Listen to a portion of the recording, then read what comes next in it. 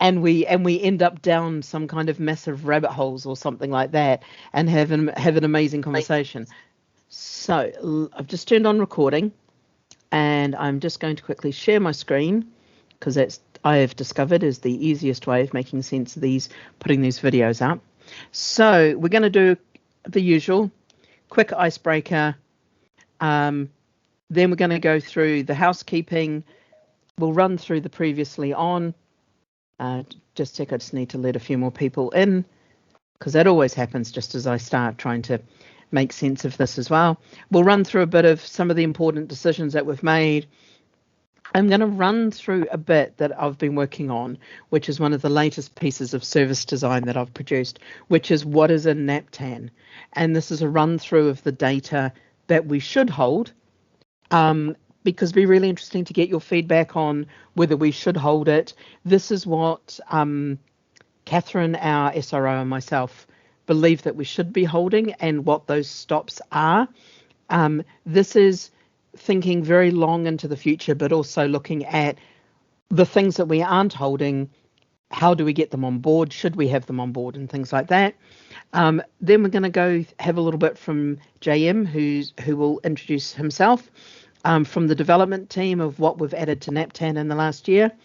And then I'm going to ask you to do a little ranking exercise. We've got 4 or 5 things, and I want to hear from you which ones you think is the most important. This is not saying it will be the most important according to Department for Transport, but I think it's really important for us to understand what's top of your mind and how you see that.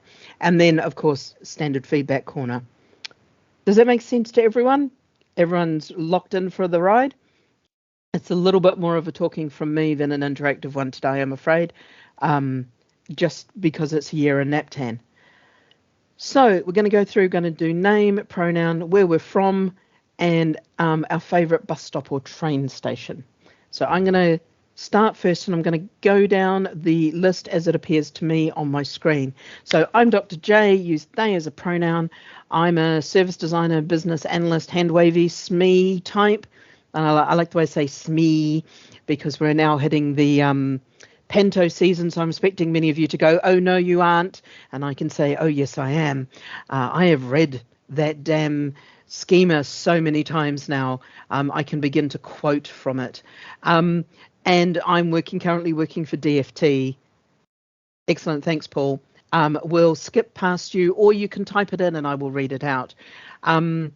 I'm working for DFT at the moment, and my favourite bus stop or train station, I'm particularly fond right now of the Elephant and Castle mainline station, simply because it is one of those unknown connections up to the Elizabeth line, when I can easily pop on the train up to Moorgate and do a quick snifty onto the Elizabeth line and get to anywhere super fast. And it's one of those ones that doesn't quite yet show on the travel planners for insert random reasons here. And I really quite enjoy that, despite the fact that it's an inaccessible station and I have 3 flights of stairs to climb to get from the entrance up to the platform currently. But it is one of those ones of, if you need to get somewhere quick in central London, it's a really, really fast, if everything connects, fast interchange and run across. So, Andy, you're the next one up. Hi, I'm Andy Hole. I'm a he, him. I'm the data development manager for National PTI.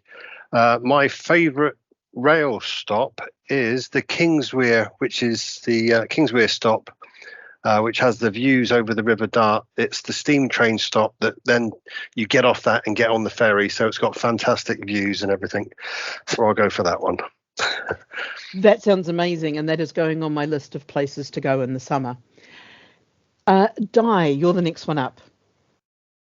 Hi, I'm Di Wright from Connect Tees Valley. I deal with all NaPTAN and EBSRs and information and everything else. I'm a she, her. My favourite train station is the one in my village, Castleton Moor. Particularly good when we've got 4 feet of snow and the roads are closed and the train's running and you go down there because you've got to get to work. Working from home is always good when there's 4 feet Oh, of snow and the yes. roads are closed. So now there's 2 Marks. We're going to go to Mark H. Yeah, Mark Hodgkiss, scheduled bus service officer with Westmoreland Furnace Council, he, him. Favourite bus stop, probably Lowood Hotel on the shores of Windermere. Ooh, that sounds another good one to go to. Shores of Windermere sounds lovely. JM, you're the next person up. Thanks, Jay. Hi, everybody. I'm JM or John Rahita, tech lead of NaPTAN. Pronouns are he and him. Favorite train station would be Mitcham Eastfields because it's close to home. And I'd say most of the time that I pass to Mitcham Eastfields, I always forget to tap on the card reader because they don't have a turnstile. And so the next time I ride the train, I get a whopping 8-pounder on my card because they didn't know where it came from. Yeah. It's a good one. I thought you were about to say you'd done the dodge because there's a couple of those train stations that some of my friends know, and they know where to hop on and where to hop off and then do a walk so they avoid being charged. Not that anyone knows that around London, and I will refuse to pass on that information should it ever be requested of me. Mark J, you're the next one up. Hi, good afternoon all. I'm full of cold, so I'm going to stay off camera. Mark Jones, I am a he, him, and I work for Transport for Wales on bus franchising, on data and systems. And I've had to rack my brain about trains because I work in the bus world, but I quite like a station near me, which is at Bewdley, which is a heritage line. So it's quite nice to step back in time and see what it used to be like in Bewdley. Lovely. That sounds a good one. It is also bus stop or train station. It wasn't just train station. It's just I chose a train station today. I believe I have therefore shown how what I say and what's on the screen, what I say is often heard much more. Now I need to run back to people because I've lost my place. So that was my Nicholas Lawley. You're the next one up. Hello, I'm Nicholas Lawley. I'm at Go South Coast down in Poole. My pronoun is he, him. Although now with pronouns, all I can think of is Doctor Who. Favorite? Don't really have a favorite bus stop. But train station, I'm gonna really go out there and say my favorite one is Arras in northern France because it is actually designed to look like a steam train. Oh, wow. I'm now going to go and research that, and I will put a picture in to the video here so that people can see it, and I will make myself a note somewhere, or I will do that when I listen to this back, because I listen to them all back. I've got pictures. I'll go and dig them out from when I was there. Because the other thing as well on the inside of that station is it also has murals around the inside of the booking hall, which showcase the industrial heritage of the town. Oh, wow. Yeah. That's amazing. I love it when public buildings actually have that extraness that goes on. Graham seems to have come and disappeared, come and gone. When he comes back, I will add him to the bottom of the list. But we're going to now go to Richard Hall.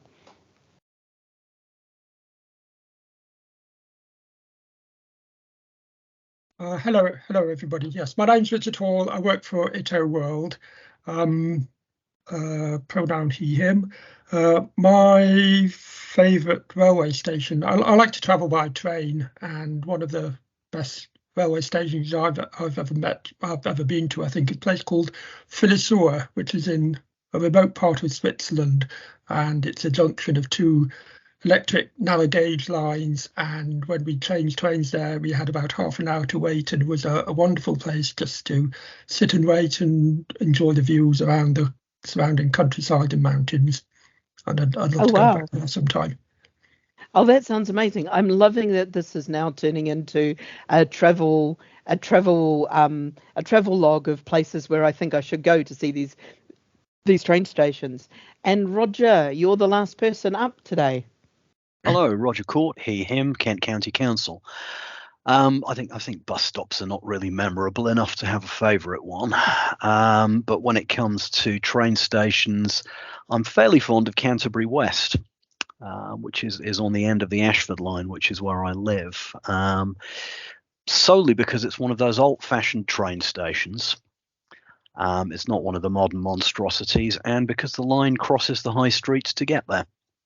Oh, so is it one of those foot crossing ones where where people have to watch out for the trains? Well, there is a level crossing installed, obviously, but yes, you can sit there in your car watching this titanic vehicle. You don't realise how big they are until you're actually at the same level as them, crossing the high street in front of you. Oh, that sounds amazing. And Paul, I realised that we missed you, and I know that your mic isn't working. If you throw your answers into chat, I shall read them out, and I'll give you a few seconds to do that while I just quietly reorganise myself over here, running through the plan for today. So while we wait on Paul, who I'm sure can hear me, and we'll just throw stuff in the chat in a moment. Oh, yes, here we go. He's typing away. I'm assuming you're he. Sorry, Paul. So he, him, works for Edinburgh, Edinburgh Waverley, and no good reason. No good reason why Edinburgh Waverley is your favourite train station.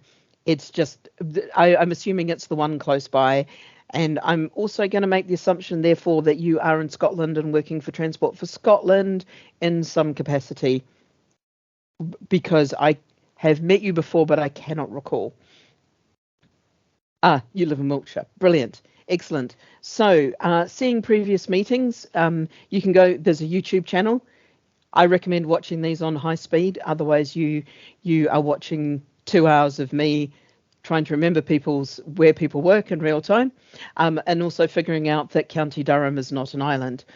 You can also follow us on Eventbrite, which I'm sure most of you do already, and sign up for the newsletter, which most of you do already, because I know who's there. Next meetings, there's nothing in December because we ran into the Twixmas week, and I figured ain't nobody coming in to spend 2 hours talking to me about NaPTAN when it's Twixmas. So we'll do some back in January, and I'll figure out the dates. It's likely to still continue to be towards the end of the month. That seems to be working for me, and I'm hoping that timing's working for you. If there's specific weeks that won't work, or you'd like to shuffle these around, just put something in around next meetings. Just put a sticky note in there with some ideas, and we can come back to it. So I'm going to go through a little bit previously on NaPTAN. This is just covering off the things that we've decided. A lot of it is just making sure that we're all staying on the same page, and we're all on the same page. So we've now delivered the MVP of both managed removal and bulk removal. Andy has helped enormously at getting Oxfordshire on board, which was brilliant. Thank you so much for that extra help, Andy. And we're going through and we're onboarding local LTAs into the private beta one by one. So currently we've had Transport for Wales come on board. So Tansy is working there, and her team are working their way through all of the Transport for Wales ATCO codes currently. We've had Oxfordshire come on board. I'm on board with the 4 centrally managed stops, and I'm doing audits of all of them, which is proving interesting how many stops we have that we didn't need. We don't have Arras, but we do have Brussels Midi in NaPTAN, which didn't seem right, so I'm taking it out. So I will publish publicly on the email a list of all of the train stations that are being removed and their ATCO codes, just so that you're aware of them. And if there's any, these are ones that we have been through with National Rail and the rail part of DFT, and just made sure that they're ready to be removed. This is also why I may not have been doing anything on the centrally managed stops, because I've been auditing them, which has taken up quite a bit of time. I thought it would be a simple thing to do an audit. No, because it had never been done. Street versus schema. We know we didn't reach a consensus way forward. We're going to have a look at how we adapt the schema so that we can add a few more bits and pieces. We've got an idea on how to include micromobility, which I know is one of the things that people have been asking for. We are waiting on policy, the DFT policy team, to advise what they want so that we can make sure that what we do matches what they're thinking. They are taking some time to come back to us. I think it's been almost 6 months. We'll chase them again in January. Precisely and accurately, this was something that also came up at the Future of Transport piece. There's a lot. We put in Eastings Northings, and everyone else in the world uses lat long because Eastings Northings is a very, very British thing based on the Ordnance Survey. What we would like to do is get everyone moving to the one way of translating from Eastings Northings to lat long, so that even if it's all slightly out, it's all slightly out according to the same translation. Currently, every single local authority seems to use a slightly different translation. Andy, I know that Ments uses a slightly different translation as well, and goes through an intermediate. So it's just trying to get the lat long to be done via that one conversion from Ordnance Survey. I know that's a big ask, so take your time, do it when you create a new stop, and hopefully we will start to see that difference become much, much, much smaller as we go along. Just trying to get everyone into the one method of doing things. I know that sounds a mad thing to request. Talking about coaches, one of the big things when we talked about coaches was the coach references and the coach stops that were the 900 reference stops that are used within some references for coach stops are no longer required, and this data has been withdrawn from NaPTAN. So if you've got coach stop and for coach references in your data, you can remove it. It's now redundant data. So feel free to go through and do that as a cleanup, or wait for me to come through as you come on board the managed removal. And when I start to do consistency checks and things like that, I'll message that. Basically, as far as I can tell, every single one of you, including those who are looking after multiple NaPTAN codes, do it all slightly differently. And in fact, in some cases, it's almost like you've not changed methods, but the people have changed. So small tweaks have happened. And there's more than 147 ways of doing ATCO codes, and there's only 147 ATCO codes. So figuring out a nice commonality and talking about that, no.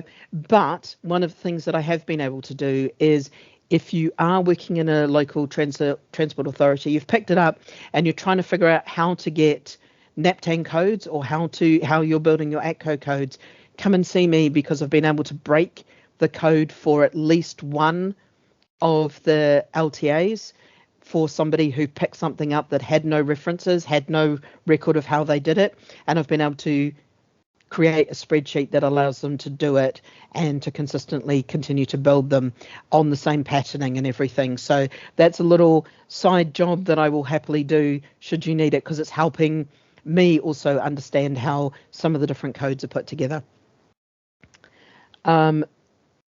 Couple of I call them decisions. The things that we have collectively agreed on. A bus stop is defined as where the bus stops. Sounds reductive, but it's wonderfully perfect, because any other description of a bus stop made it very, very difficult. A fixed stop is measured as a 1 by 1 metre square, centred on where the passenger needs to stand to get on the bus. Now, for the most part, this is going to be co-located with the flag, because most people stand next to the flag. Where that is different, it needs to be where the passenger needs to stand, not where the flag is. And this allows us to map the custom stops across on the opposite side of the street and things like that much, much, much easier if we just say it's where the passenger needs to stand. And we've got that Eastings Northings translation. And this is more for people other than you, that every bus stop is represented in the data set and the world with various codes.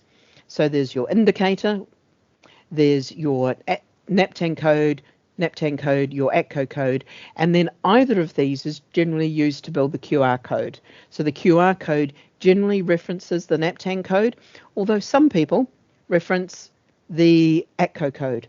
So again, when people say, how does this work across all of NaPTAN, we now know that it's kind of a bit of a blend. Does that make sense to anyone? Is there any questions before I barrel on to what's a NaPTAN? What should or could be in it? Which is part of the fly past. Di, I can see your hands up. Thank you. NaPTAN codes, we're talking the SMS codes for each bus stop. Yes? Well, yes, they are the SMS codes, but no, they're not known as the SMS codes because some people are because the SMS codes are no longer used as SMS codes by a lot of people. They're now used to run the QR codes. So some of the rules around them being SMSs is we can break if people need. Right. And they are still required for each bus stop. Yes. So it's one of those weird oddities that we have 2 unique identifiers for every bus stop, and 1 unique identifier for everything else within NaPTAN. So every bus stop has both an ATCO code and a NaPTAN code, and sometimes they're close together. One of the other things I also discovered, because I had a really, really lovely chat with John Carr, was that the ATCO code used to be called the NaPTAN code and vice versa, just to make my life even harder. Yes. Apparently why I was getting it straight. Yeah. And I can no longer refer to them as the long and short code because some people's ATCO codes are the same length as their NaPTAN codes. Now, my problem is that I very recently discovered that somehow my software allowed me to delete some of the NaPTAN codes, and the stop was saved without. It had one originally, has had one for years. The software has somehow deleted them, but has also allowed me to upload that to the NaPTAN site, and it's not been picked up. It's because they're not. It's not a required field. Right. It's only so. So here's a quick question, Diane. Feel free to take this offline and we can chat about this later. Do you need a previous copy of what you'd uploaded that's still got those codes in for those stops? Because we could probably find that for you. I'm looking at JM, who's probably going to look at me with a bit of a sweat, going, no, it's all "You've right. just done a cleanup." I've got my, my roadside displays history, so I've got it on there. Right. So I've taken it up with Trapeze as to how the hell can I delete a protected field? Yeah. Without knowing. But my concern was that it hadn't that it had been uploaded and therefore was available for download for people without the required information. But okay. Because not all stops require a NaPTAN code. That's not one of the rules that's applied. Now we could look at bringing that in, but I think you've brought up a really interesting edge case. So I will put that on the list of things that we might need to consider in the future to keep the data nice and tight and clean. And it's a good thing JM's here because JM will be taking notes on this going, I think I know how to do this already, but the NaPTAN code's only required for bus stops and not for train stations, etc. So that's why the system doesn't do a check on it. Right. Because the other thing being, the first stop that I realised that this had happened on, I just thought, I hadn't realised it had been deleted. How the hell could I create this stop without an SMS code? I'll create an SMS code and put it in and upload it. So it basically, the SMS code attached to that stop changed. Oops. Oops. Did you change it back? And I can't, because it's a protected field. I can't change it. I'm working with Trapeze about this. To be fair, did I? I don't know that I did upload it. Perhaps I did. I need to double check that. If you need any help, just drop me a line because JM can walk back through a lot of your previous files, and that's why we've got the data retention policy now, so we can walk back at least 5 files for you and find something, and hopefully find something of the right age, or we can even look back at what's published and walk back through that in particular ways. So we're being very careful about what we save, and JM will talk about that when we get there. But thank you for that, Di. Thank you. That's a really good case to know.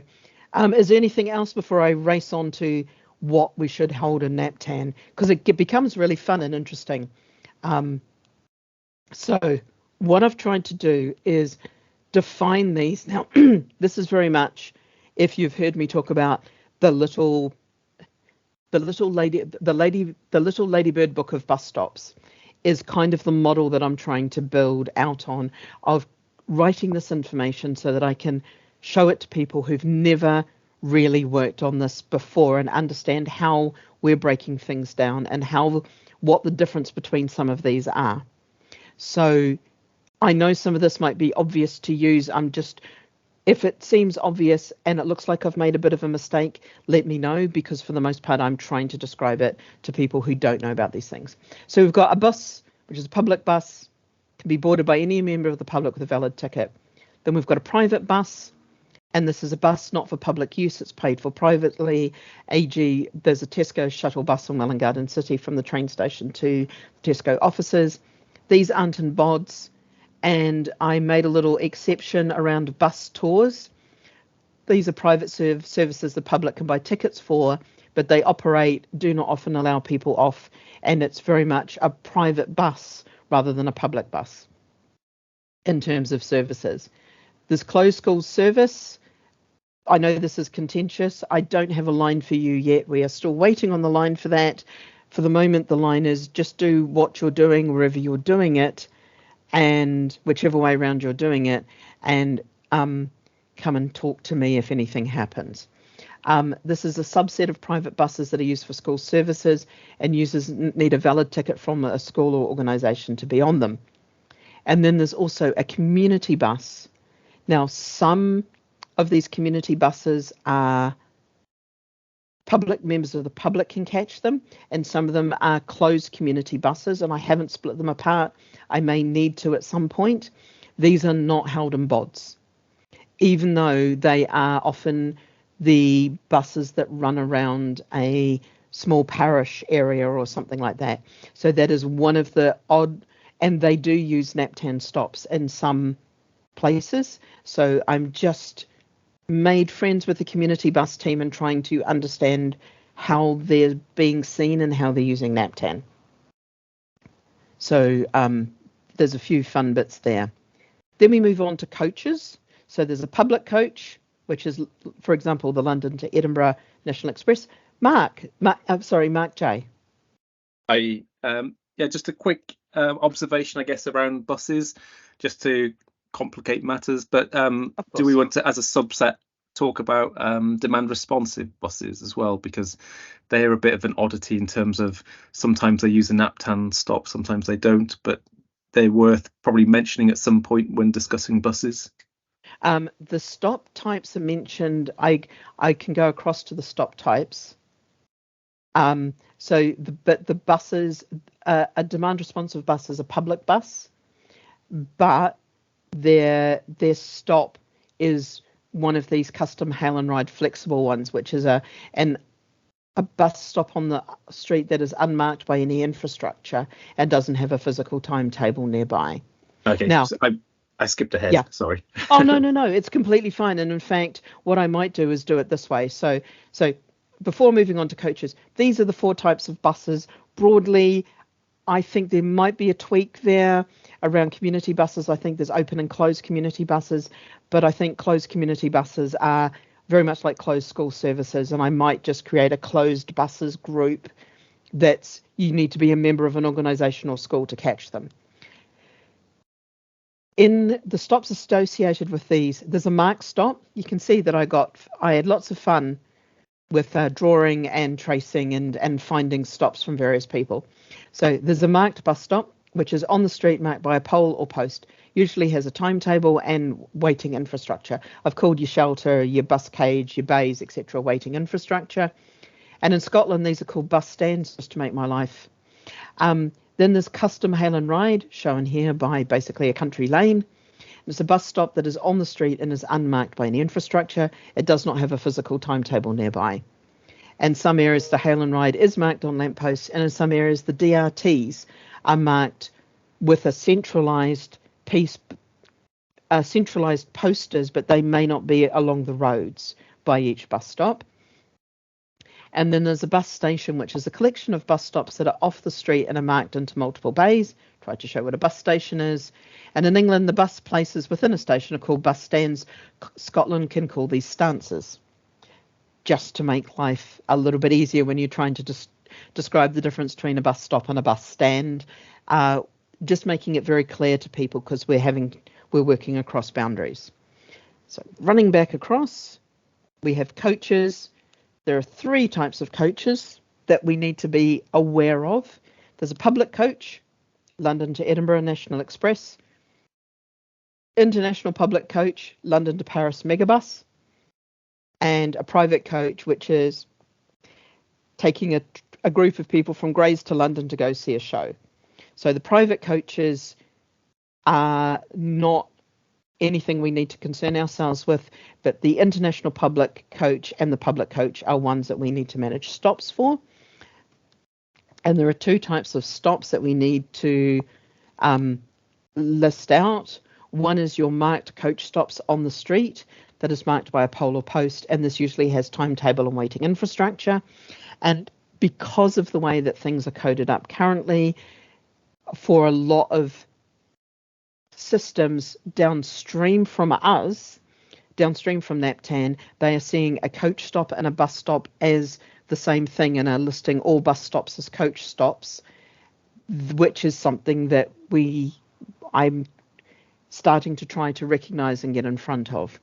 And then there's coach stations, which is a collection of coach stops that are off the street and are marked by multiple bays with waiting infrastructure. In NaPTAN, these are currently coded up exactly the same as bus stations. And I can understand why, for historical reasons, that they often sit together and things like that. And Di's going to tell me the historical reasons. That we have a coach stop within the bus station. Mm-hmm. We don't have coach stations that exist in their own right. Yes, and so that's one type of coach station, whereas I have Victoria Coach Station and Victoria Bus Station, which currently within NaPTAN are coded up exactly the same, and the difference is the name. And that is one of the things that we've gone, maybe we should look at this and start to differentiate between what is a coach stop and what is a coach and what is a bus stop, and what is a coach station, what is a bus station. And Di's, yours would be a marked coach stop within a bus station, and how would we manage that kind of case? And these are some of the things that we want to start looking at, just in terms of how we clean up the data, how we get a little bit more differentiation for our downstream people, so they can look at something like this, and I can put here, this is marked as this within the schema, rather than this is marked as one of these 5 options within the schema, or these 2 things are marked exactly the same and you need to look for this edge case here to figure out which one's which. Just trying to figure out what sort of tweaks we might do. But honestly, anything that I do will be run past you all endlessly, and you'll all be sick of me talking about various ways of doing this. Then we move on to metros and trams. Metros, trams and light rail. And I know that we did a bit last session around what is the difference. The difference between metro, tram and light rail is very, very small, but it's about the stops that they use. None of these 3 are on your GBR. I've called it GBR because everything's in the process of moving. So I've future-proofed my writing of this is all on the Great British Rail Network. So this is Newcastle Metro, Croydon Trams, your Docklands Light Rail, your Luton Dart, and there's your Gatwick Interchange train as well, which is on private land and it's light rail. There are also stop at rail stations, because none of this is hard and fast, and I realise that. So there's 2 types of stop here that I could figure out. There's a tram stop. So there's a tram stop as a stop for a tram which is on the street. So this has street furniture at street level, It's not about moving away from the street to get it, whereas your tram, your light rail, and your metro stations are often where you're moving away from the street.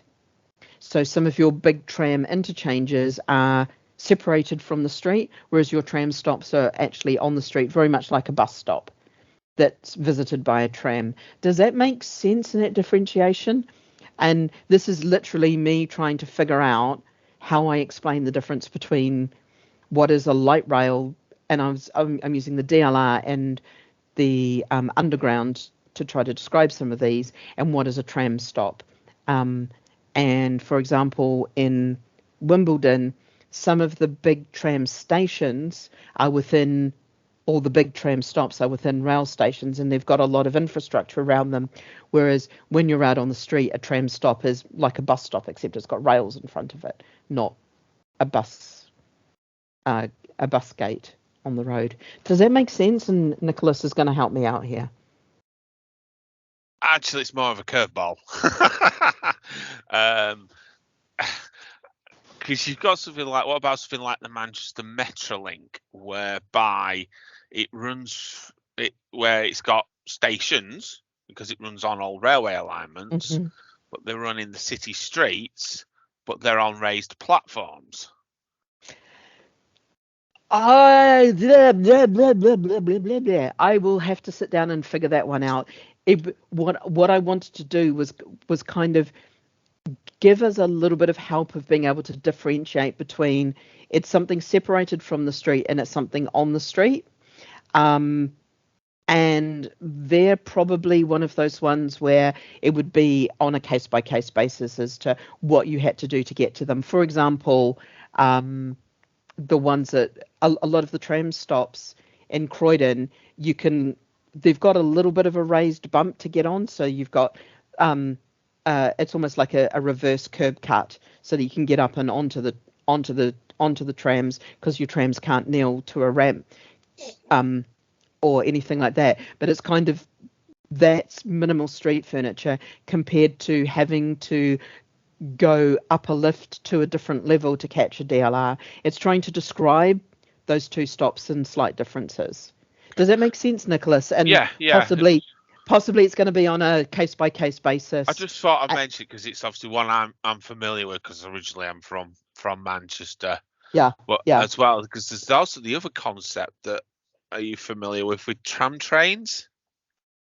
Mm-hmm. Also known as the bane of my life, because they break every model that I try to build. Yeah.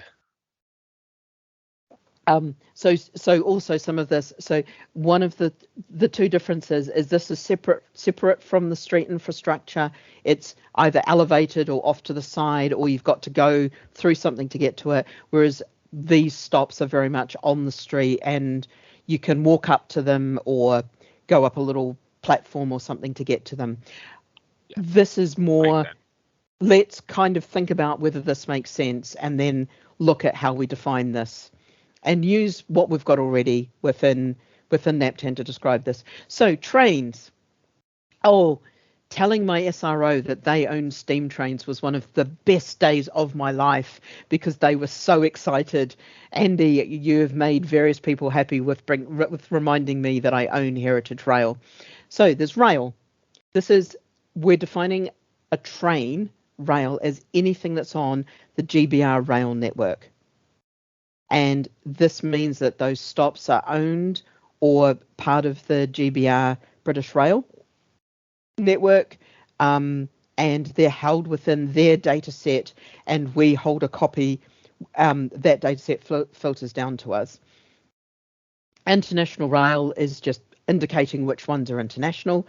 We might just need to be aware of differences with international trains, because you've got to have Schengen checks and things like that. Heritage rail. These are ones that are on the Great British Rail network, but allow heritage trains, which is slightly different to your private heritage rail, which is your lovely steam trains that are not on the GBR network. So these ones are using your standard stations, or they might be a pretty platform at a standard station. These ones are using stations that are not on the GBR network. Andy, does that make sense of your heritage rail? That was the best I could come up with. Yes. Yeah, pretty much, I would say. Yeah. Excellent. That makes me incredibly happy. So for these, we literally have one type of stop that we need to care about, which is a rail station, which is a pair or more of platforms where a train can stop, which is separate from the street infrastructure. I could not find a station in this country, although someone is bound to find it, of a station that is within the street infrastructure in this country. I know that they exist in New Zealand because they were down the road from where I lived, but for the most part, your train stations are quite separate from your street infrastructure. And Mark's going to tell me about raily trammy things, tram trains that break this model. No, he's not. No, it's more the pair. There are stations. We've got a number of stations in Cumbria only have one platform. Used places like Maryport, Kendal. They're only one platform in both directions. Maryport, Kendal's a single track line. Maryport's different, but there are two lines, but the train pulls onto the same side, same platform for both. Right. I should know this because Chesham only has the one platform. And I should have remembered that that's one of those ones, but that's good to know. Thank you, Mark. Di. Yeah, it's just to say there's plenty on the Esk Valley line. It's only one platform as well. Right. I will go a pair or more of platforms. One of the things here is in the audit, just to let you all know, I recognise that there's a number of places, especially in London, where there's duplicates of train stations because we haven't put platforms in. For example, there's 3 or 4 Clapham junctions. There should be one with all of the, I think it's 12 or 14 platforms. So one of my long-term goals is to, and when I say long-term, sometime next year goals, is to get for those really big ones, is get all of the platforms in and remove the duplicates, because I think that's going to make planning a lot better, because we've got multiple Clapham Junction train stations within NaPTAN, not a Clapham Junction with its platforms, and that must make planning a nightmare because you don't know which train station you're coming through. It's just trying to get that data and get some of those problems out of it. So that's trains. Then we've got ferries. As far as I can, there's 4 types of ferries. There's probably more. There's your ferry, like your ferry to the Isle of Wight. Now, these are sometimes taxis or river buses. There's international ferries, like your ferry to Ireland. There's a private ferry, which that I found in Greenway and Dittersham, and at various river tours. I'd need to figure out whether they are essentially ferry tour buses, if that makes sense. And I've got your vehicular ferry slightly separate.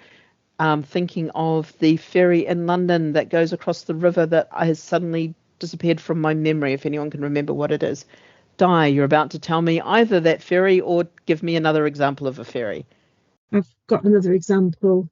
To be fair, it's not actually working at the moment, but we have a thing called the Transporter Bridge, which is essentially a cradle that goes from one side of the river to the other.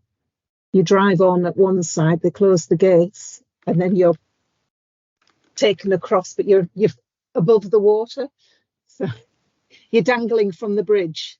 So there's one in Middlesbrough, there's one in Newport. I'm not certain whether either of them are actually operating at this moment, but we used to have a bus service that went across our Transporter Bridge, and both sides, they're both, after much discussion at the time, the docking points at either side are in as ferry points in my data. I will look out for them, and thank you very much for that. That is a type of vehicular ferry, because that's the same. Oh, what is the one in London? Nicholas is about to save my poor brain. You're thinking of the Woolwich ferry. Thank you. I knew it began with a W, and I was like Woolworths Ferry, and I knew it wasn't Woolworths. And we've also got the Swanage Chain Ferry here, and I think there's also the Tor Point Ferry in Plymouth, which are both, like I said, the chain ferries. So effectively, they're permanently attached to a chain to stop them from drifting off. But they're both served by, both have bus routes that actually go across them. Wow. I will keep an eye out for those. Just remind me of the name of the. You've got the Swanage Ferry, which is one we have here. Yeah. And then there's the Tor Point Ferry. Tor Point Ferry. I will keep an eye out for those within the ferry data that I'm cleaning up, and trust me, I will contact you both or all of you with any ferry terminals and ferry piers and such like that are not listed by DFT, and double check that they're yours before I go and remove them, because I don't want to remove anything that should be in there. Mark. Yeah, just adding another strange ferry. I mean, the Windermere Car Ferry is similar. I think it's a chain ferry. It goes across Windermere from Bowness to Ferry House.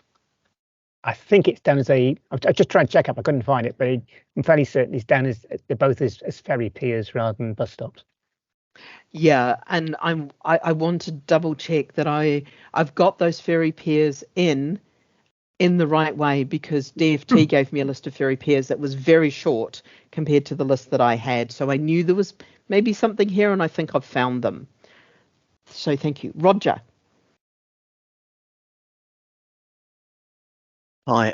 I think the only issue with things like chain ferries is that it is a different type of NaPTAN point, because while a lot of ferry slips will only be served by one vessel, especially in the international case, it's perfectly possible for them to be served by multiple vessels, just as a rail station platform or a bus stop would be. But with a chain ferry, it's always going to be that one vehicle shuttling back and forth. There will never be another vehicle there.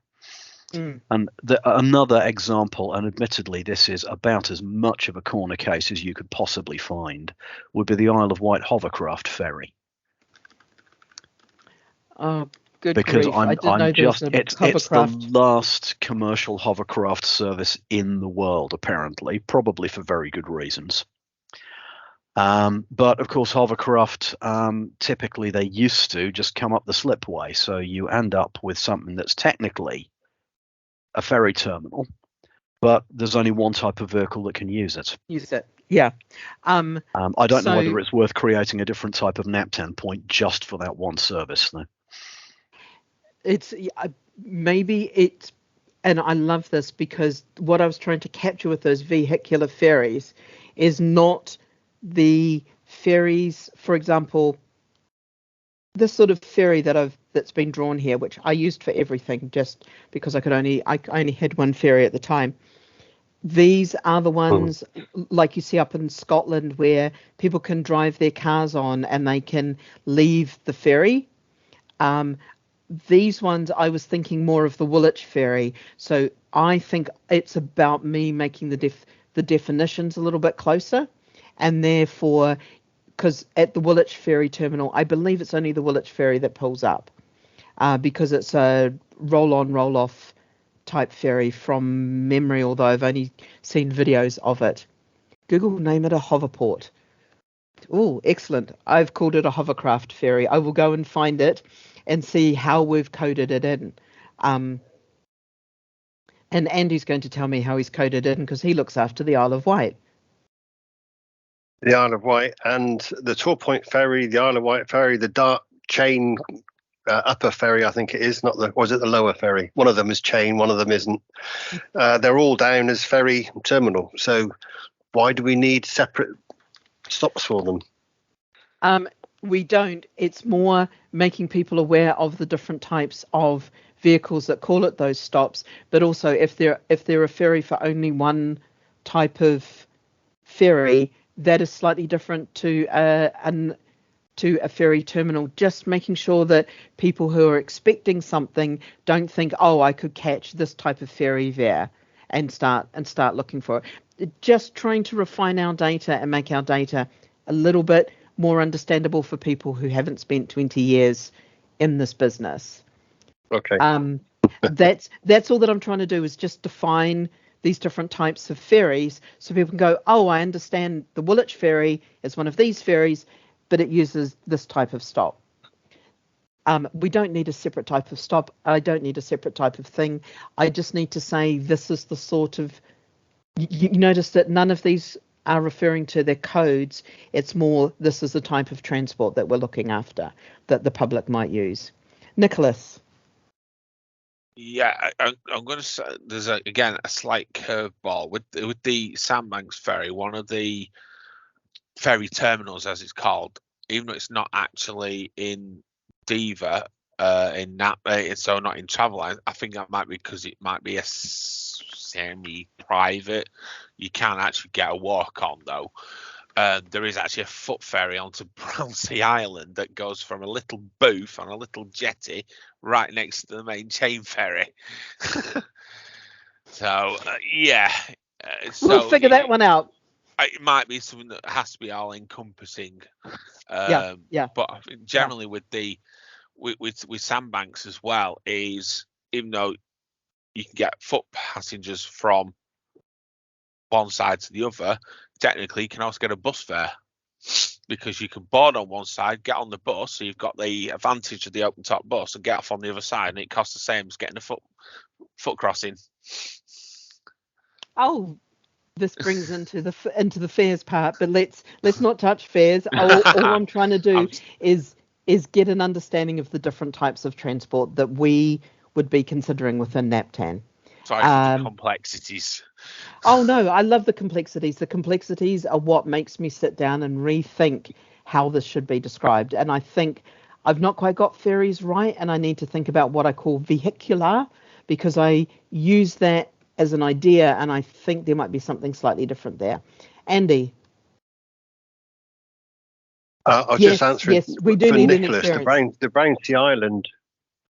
The Brownsea Island has got a ferry landing on it already, because we did have services in to it. I don't think we have at the moment though.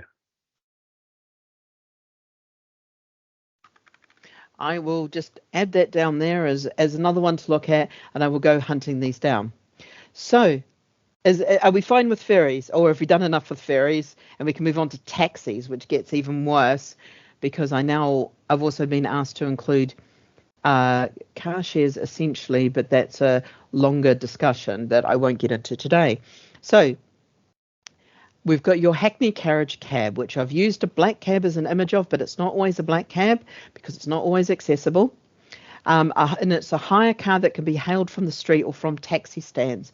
These vehicles must be able to take a wheelchair based on manual wheelchairs, and there's a star there because some local authorities have Hackney carriage cabs that are not able to take wheelchairs, because I understand outside of London that requirement is quite difficult. The sense here is that a Hackney carriage cab is licensed to pick you up when you wave at it on the street. You don't have to pre-book it or use an app or anything like that. You just wave, and if they're free, they pull over, they stop, and you hop in, and they take you to where you need to go. Is there any problems with what a Hackney carriage cab is? Oh, I forgot to do ferry terminals. Shall I quickly do ferry terminals, and then we'll come back to taxis? Ferry terminals are really simple. There's a ferry terminal. One or more docks where a ferry can stop to allow passenger vehicles on and off, which is separate from the street infrastructure. Just making sure that it's separated from the street infrastructure is a clear differentiator here. I am just doing this because I don't understand the difference between a pier, a jetty, and a terminal. And I don't think there's a clear differentiator between a pier, a jetty, and a terminal, unless anyone has thoughts, because we don't seem to do much differentiating. And Richard's about to tell me there is a massive difference that I am not accounting for. Well, I'm just thinking some ferry terminals may have several piers attached to them. If it's a very busy port and there are lots of different ferry services at that port, then it's likely there'll be more than one pier. Yes, yes, and that is that currently leads to the station platform problem. So that is potentially a problem I'll leave to a future self, but I Yeah, will make a note here yeah. that I'd a ferry say, can have multiple piers. yeah, it's kind of equivalent to a railway station with lots of Yeah. platforms and a single terminal. Yeah. Terminal building. Yeah. PIEIS, isn't it? Yes. Terminal can have multiple piers. Yeah. And it's understanding difference between a pier and a jetty, which I haven't figured out.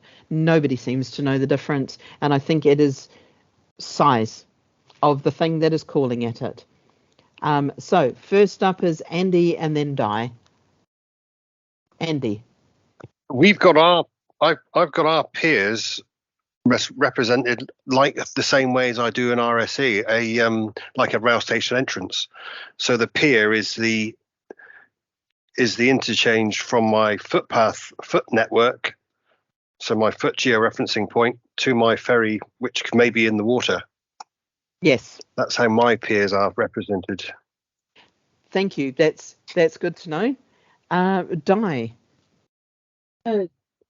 I've got no experience with this, but as a layperson, I would consider the ferry terminal to be the building, and the jetty stroke piers to be where the ferry pulls up. Okay, for the interchange from foot to pier, foot to ferry, and a terminal is the building. Just that's what it says to me. Yep. Yeah, Di, I am. As you can see, I've had one stab. I need to go back and colour it in a little bit more and make it make a bit more sense. But trying to again explain it to people who are going, well, how do we describe this? But I can see that jetty is not used by anybody. To me, jetty is talking private boat, and they're often very small things. But that's a New Zealand view of it, because that's how we always described a jetty in New Zealand. So, leaving the rivers and the seas behind for a moment, we'll go into taxis. So Hackney Carriage Cab is one that you can hail in the street, hold your hand up and they stop. Private cab must be pre-booked, or should be. They do not need to take a wheelchair, and they can use set-down areas. You've got your Uber, which is your hire car, which is a variation on your private cab. And these are cars that must be pre-booked via an app, and they can use some set-down areas. And then there's also the ride share. And again, I've used Uber, but other variations are available, that a hire car must be pre-booked via an app and can be shared between multiple riders going in the same direction. And it can be, although I believe ride sharing has almost disappeared thanks to COVID and has not come back. So effectively, the ride sharing no longer really exists, and it's essentially your Hackney carriage, your private cab, and your hire car. Is there any other type of taxi type thing that people talk about? Excellent. And these all have one thing that they can have, which is a cab rank, aka a taxi stand, and it's an area where one or more Hackney carriage cab can wait for a passenger. Passengers will take the next free cab in the queue.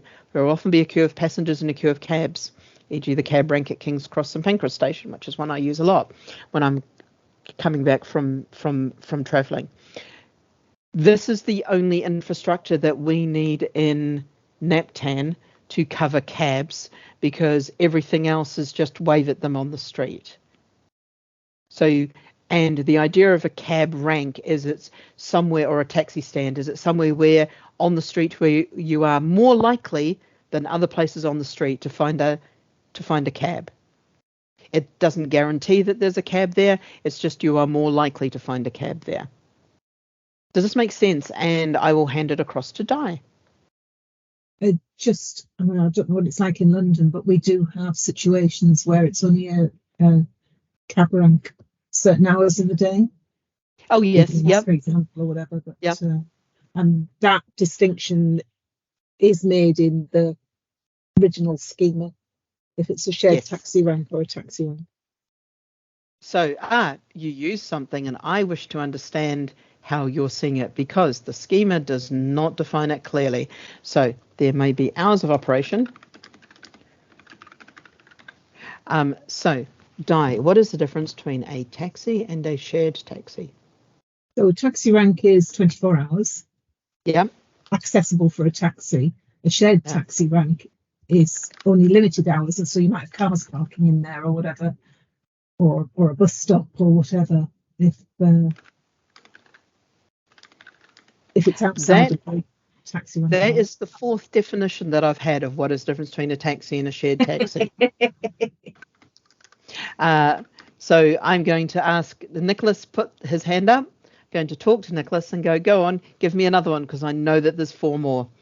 Actually, Di was just then actually kind of said what I was going to say, and that is it could be outside a nightclub.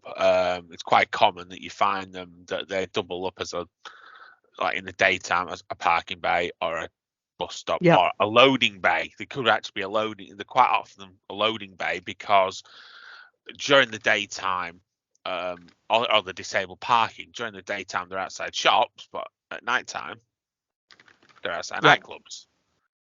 Yep, that's good to know. Believe it or not, this is not defined anywhere, and I have been spending the last 4 months trying to figure out what the difference between a taxi and a shared taxi is, because there are definitions of what a shared taxi is as well.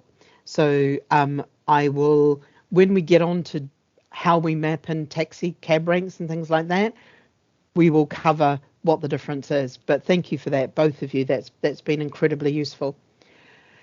Right, airports, because you knew there were more. And bonus points to anyone who spots the commonalities here. So we've got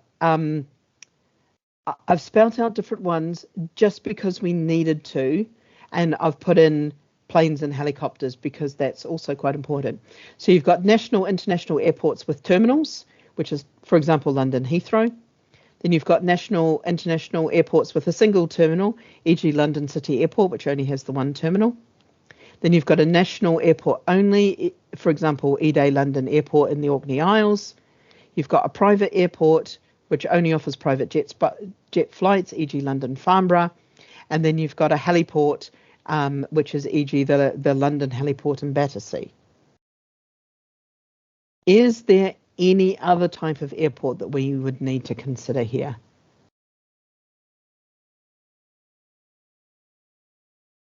These don't need to be coded up separately or anything like that in terms of stops. It's more if somebody is talking about an airport, it's having them understand that there's different types of airports and being able to be clear of which one they're talking about.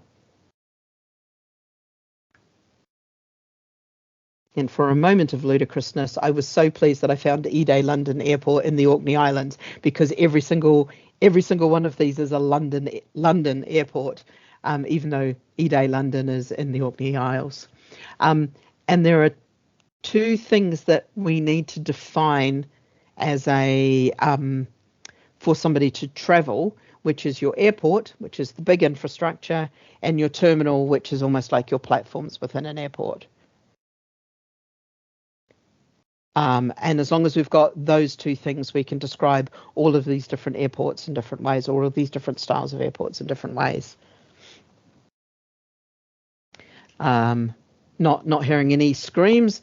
This is where it gets really funky, because we're about to hit the area known as beyond this point there be dragons. Nicholas, before we head into dragon territory.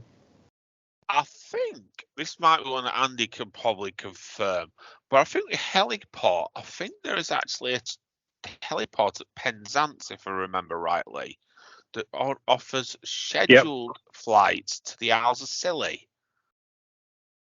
Yeah. Yes, correct.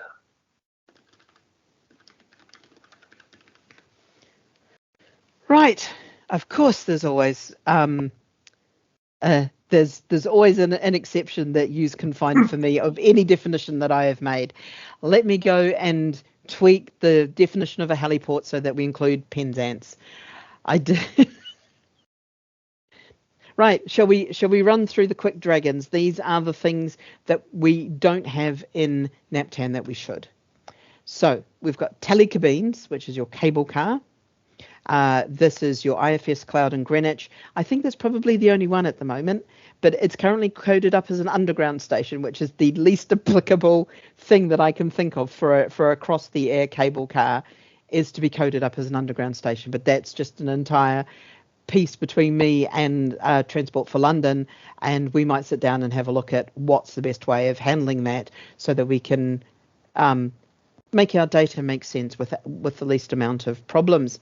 Then you've got public lifts. Now these are public lifts that allow you a lift on the street between two destinations. There's one in Holborn Viaduct. There's a couple around Bank Station that are not part of Bank Station. They are separate from Bank Station and they are part of the street furniture. And they are not owned by TfL.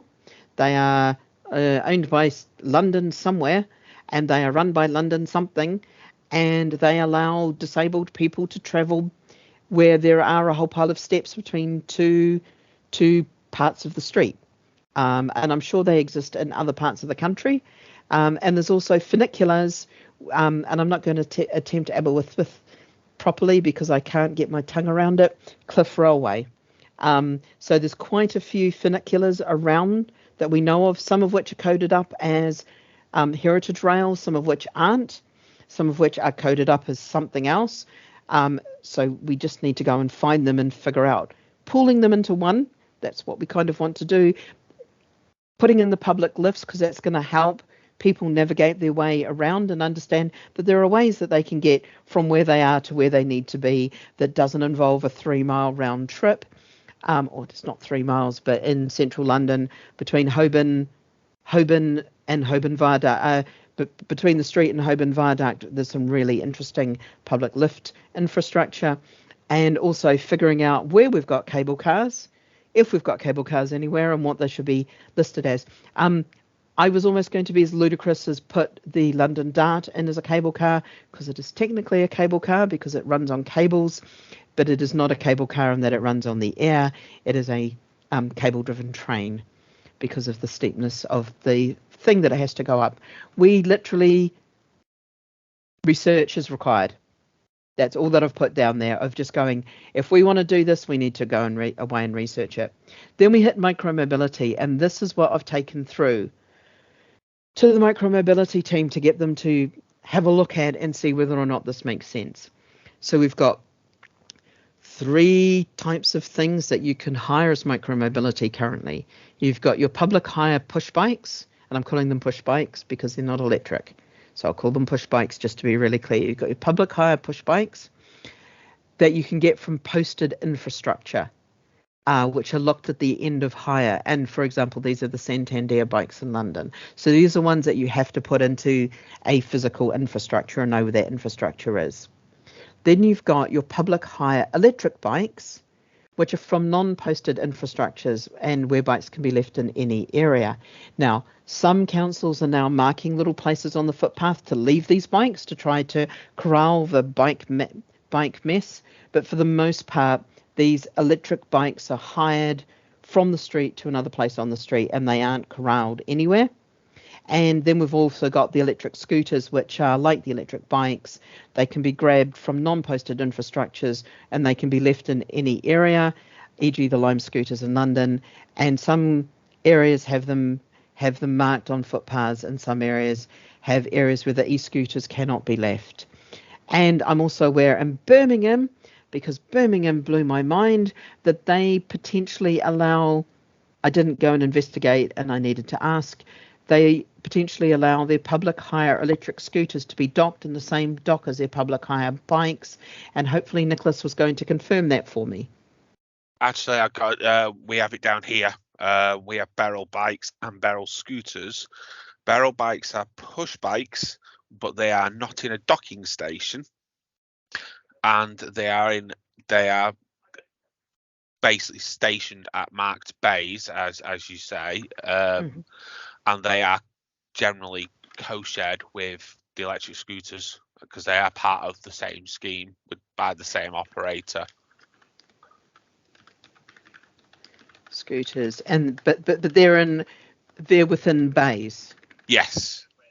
So they're kind of a mix of these ones. So if I did and this is where I've got it, research is required as none is currently in NaPTAN. What are the public areas called? How do we define them? How do we define the bays? Are they defined as a bay?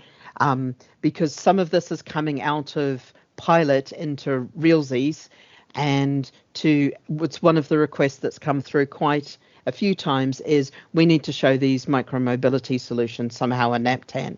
So it may help if you were to liaise with Passenger, the transport website company, because they actually have a plugin that actually plugs into our websites, so you can actually plan from a bus to a bike or a bus to a scooter or vice versa, and it all shows on one. So I believe that they're liaising with the hire companies and not with the local authorities to put them into NaPTAN, or people haven't attempted to put them into NaPTAN.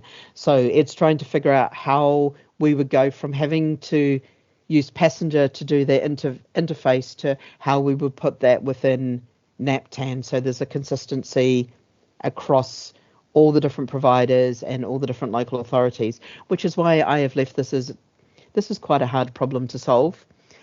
The other thing is the way that I'm thinking of this is these are like a taxi stand. These are a space where you could go, where you are more likely to find a public hire bike, a public hire electric bike, or an electric scooter than somewhere else on the street. That's not saying that something will be there. That's not guaranteeing that there is something there. It's saying this is where people are supposed to have left them or docked them or whatever, and you will need to sign up, be a member of the thing, whatever, to take the bike, and this is where you are likely to find them. So it's kind of working on that same model as like a cab rank of where you're likely to find a cab. This is where you're likely to find a bike, because we don't want to have to do live bike tracking and things like that within NaPTAN. And then finally, right at the very bottom, we've got some active transport infrastructure which might need to show in NaPTAN. And this is kind of, again, one of those ones of we're working with the policy people to figure it out, because these public lockable bike racks are generally provided by the local authority, or they is in London. If they're not outside of London, let me know and I'll mark this as being a London only thing.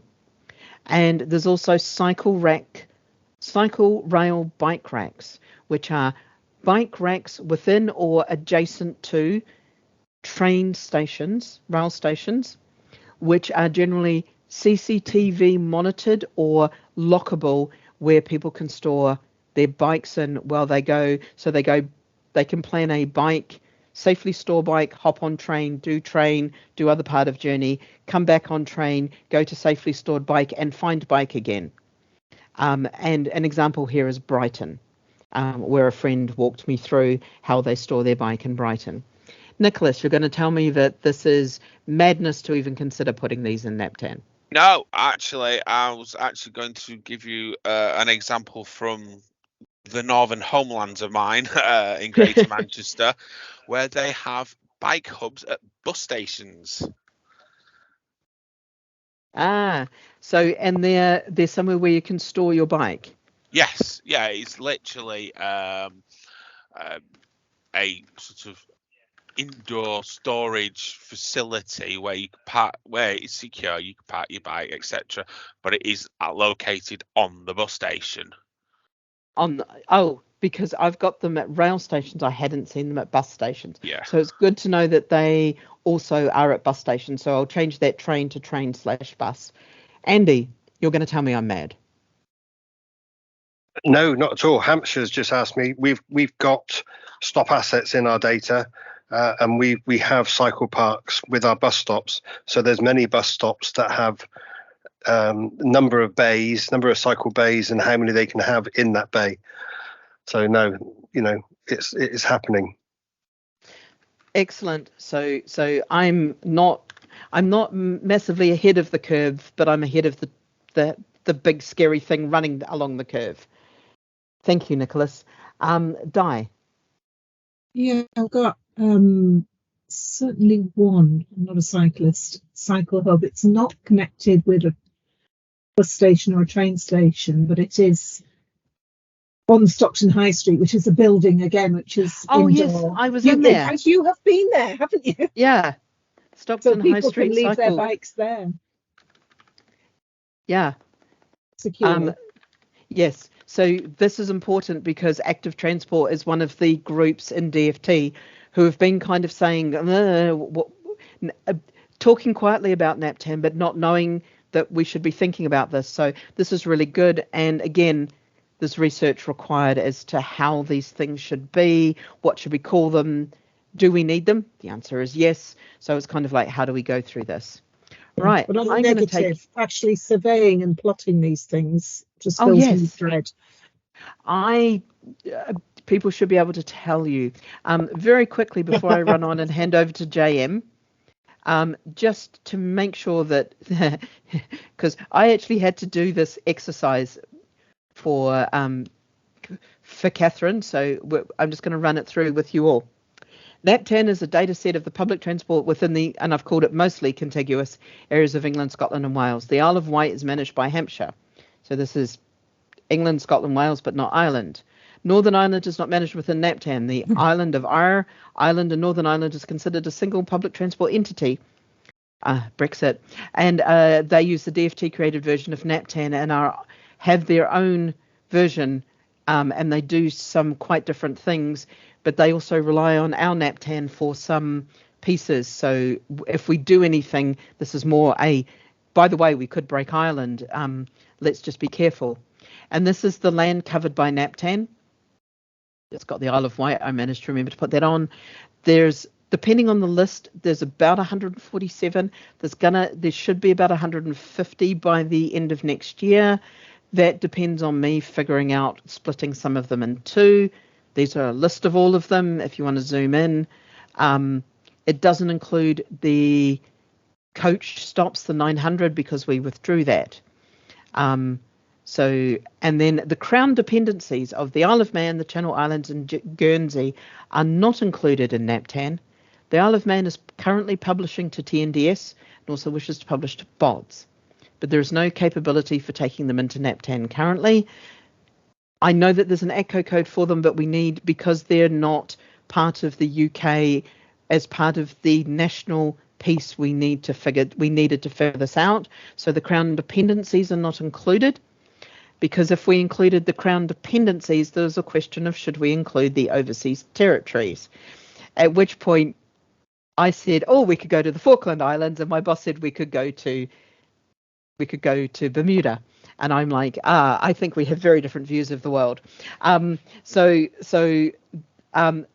Just to be clear, the overseas territories are not included in NaPTAN, and none of them publish.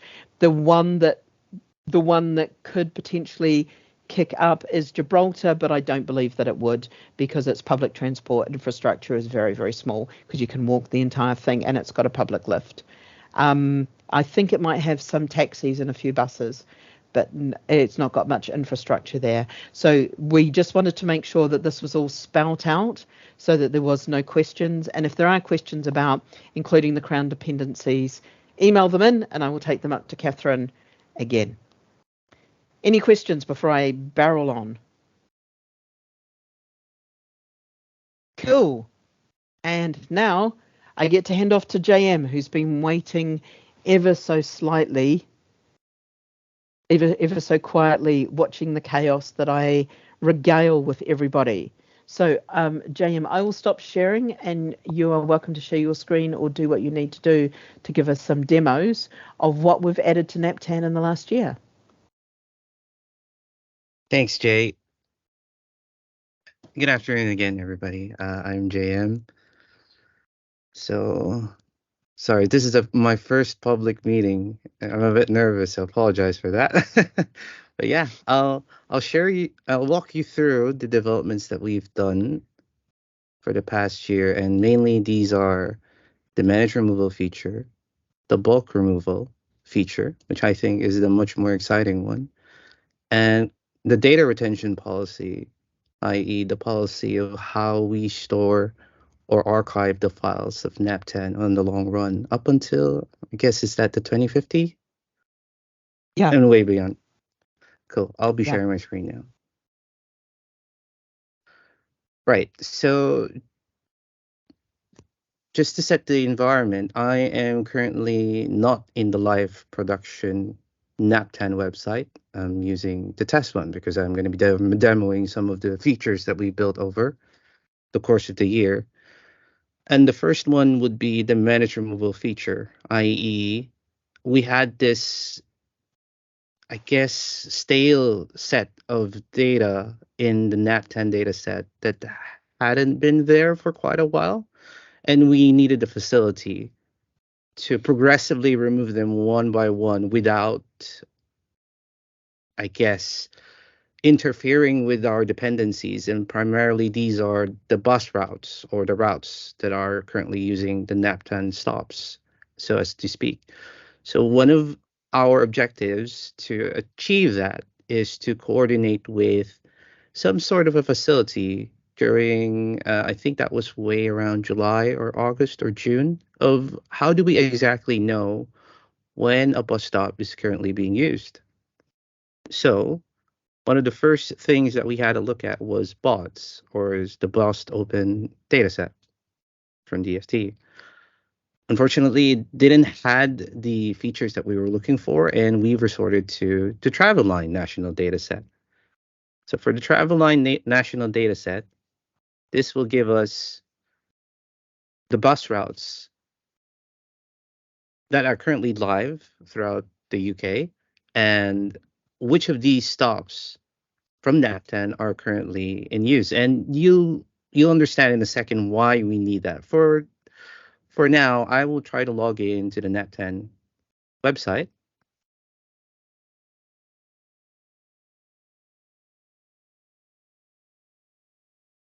So here I am, logged in. And as you can see, I have a couple more links than the usual LA user inside NaPTAN. Primarily these two, remove the NaPTAN stop and the bulk remove stops. So let's jump into the first one before we jump into the bulk remove stops.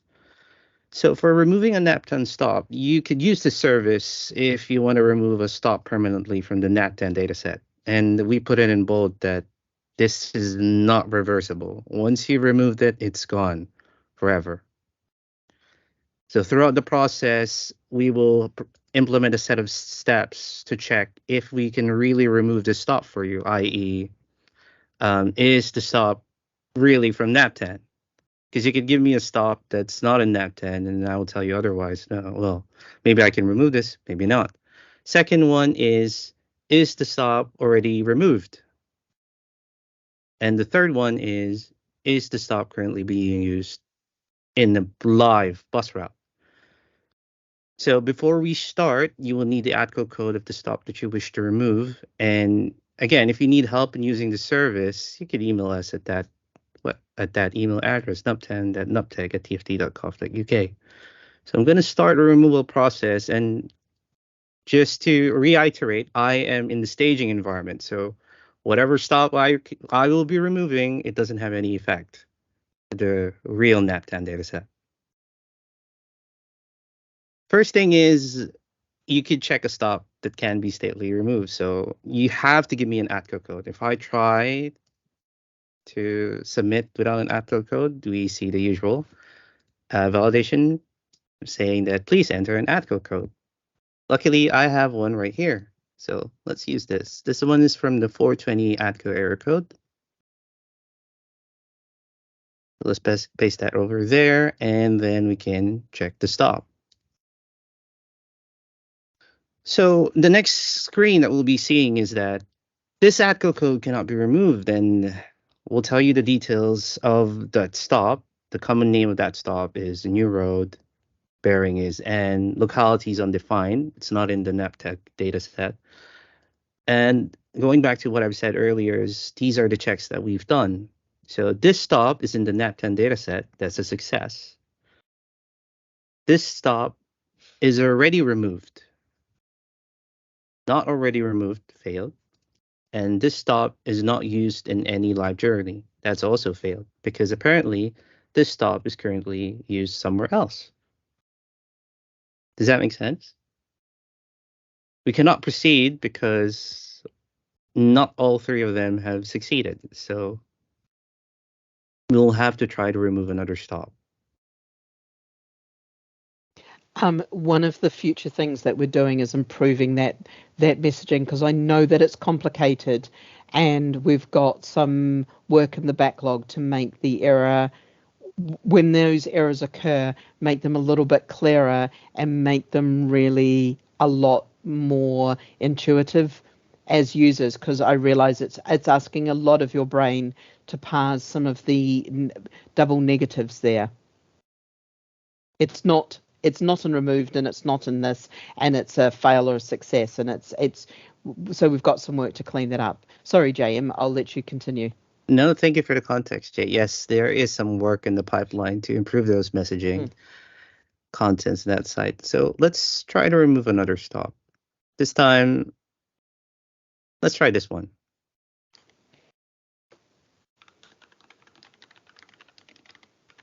So again, this stop right here, it cannot be successfully removed because, one, it is in the NaPTAN data set. It hasn't been removed before, but it's currently used in some live journey. So I'll try to remove again, and this time we're going to see that all the checks would be succeeded, and for that I'll need to open some Excel sheet to get my data. So I have a long list right here. Let's just pick one from the 180 ATCO error code.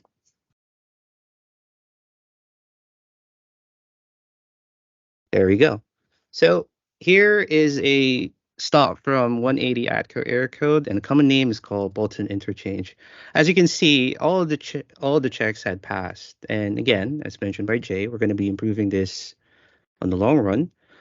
But now, since all of them are succeeding, I can proceed. So this is just some acknowledgement that I really understand what I'm trying to do. Right? This process is not reversible. It's reiterated again. And then if I confirm the removal, there we go. That stop has now been successfully removed from the NaPTAN dataset. But it doesn't end there.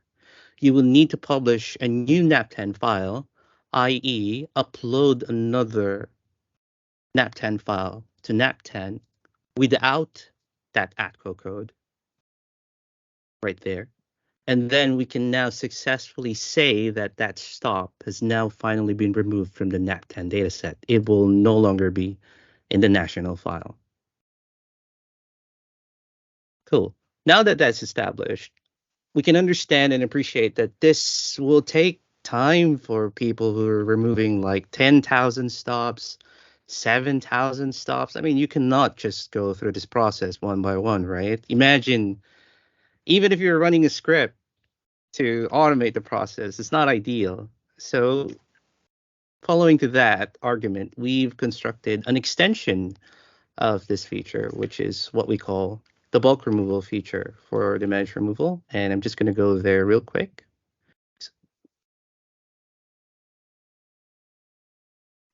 Sorry, technical difficulty. So it should be somewhere here. There we go. So yeah, we're now going to try to remove dozens of stops at the same time. So in the bulk removal process is not actually available right now, i.e. you will need a support user to guide you through the whole process, because it is kind of taxing to remove like 7,000 stops. And once you make an error, it's going to be very difficult to roll that back. So we would strongly advise that you're going to be assisted with a support user, particularly somebody from the NaPTAN team to assist you. But for the purposes of our demonstration, I'm going to be playing both the support user and the local authority user. So what? Yes, Jay, go ahead. I was just going to say, one of the reasons for keeping the support user in there was also because we're asking you to it requires uploading a file with a specific format. And rather than breaking our backs trying to write a checker for that specific format, because it was really difficult to do, we just basically have a template and eyeballs and can actually see it very, very quickly that it's in the right format. So we made the decision that this would always, for the moment, be mediated by a support user. Now, in the future, we may get around to building the complicated checker that's required to make this happen. But for the meantime, it's so much easier just to have a human with eyeballs look at it and make sure that the columns are the right things. We don't have missing leading zeros, and all of the other little 1,001 errors that we came up with was so much easier just to have a human with eyeballs from the support team double check. Thank you, Jay. All right, so for the first step of the bulk removal process, again, I'm be playing the local authority user, but the requester email address is the local authority user trying to remove dozens of stops from their data set. I'm going to be putting my email address over there. And for the file, we're going to be giving out the template that you have to use. And the template is very straightforward. So if we open the template real quick, this is just what it looks like. It's an Excel sheet that has at least 2 columns titled ATCO code, common name given. Very basic. So for the first part of our demonstration, I'm going to be selecting a file that has 2 ATCO error codes. Let me zoom that in, i.e. one is the 940 and the second one is the 180. So I'm going to be selecting that. And once I click upload here, this file goes through a rigorous process of checking, number 1, is it following the template that we've given you? Number 2, does it have any viruses attached to it or malware? So we do a comprehensive check and we have an updated list of the most recent malwares or viruses that are prevalent in the industry, and we check your file against those for any existence. And then the third one is, as you can see here, is that there is a problem with the file that you've uploaded. And apparently that you can't upload a file that contains more than 1 ATCO error code supplied. We only support a single ATCO error code for bulk removal uploads. So let's say we've corrected that error, yes? And I've put my requester email address once again. And this time I'm going to be uploading a big file. This is about 847 kilobytes of data. And just to show you what it looks like,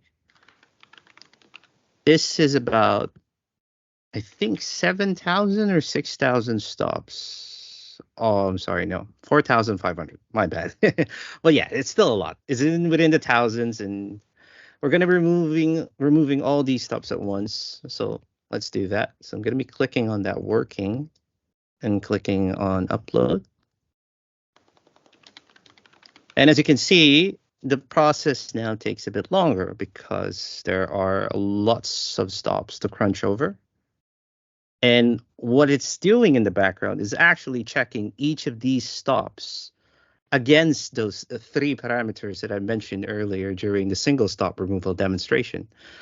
And now it came back. So it determined the ATCO error code, which is you're trying to remove an ATCO error code, ATCO code stops with the ATCO error code of 180.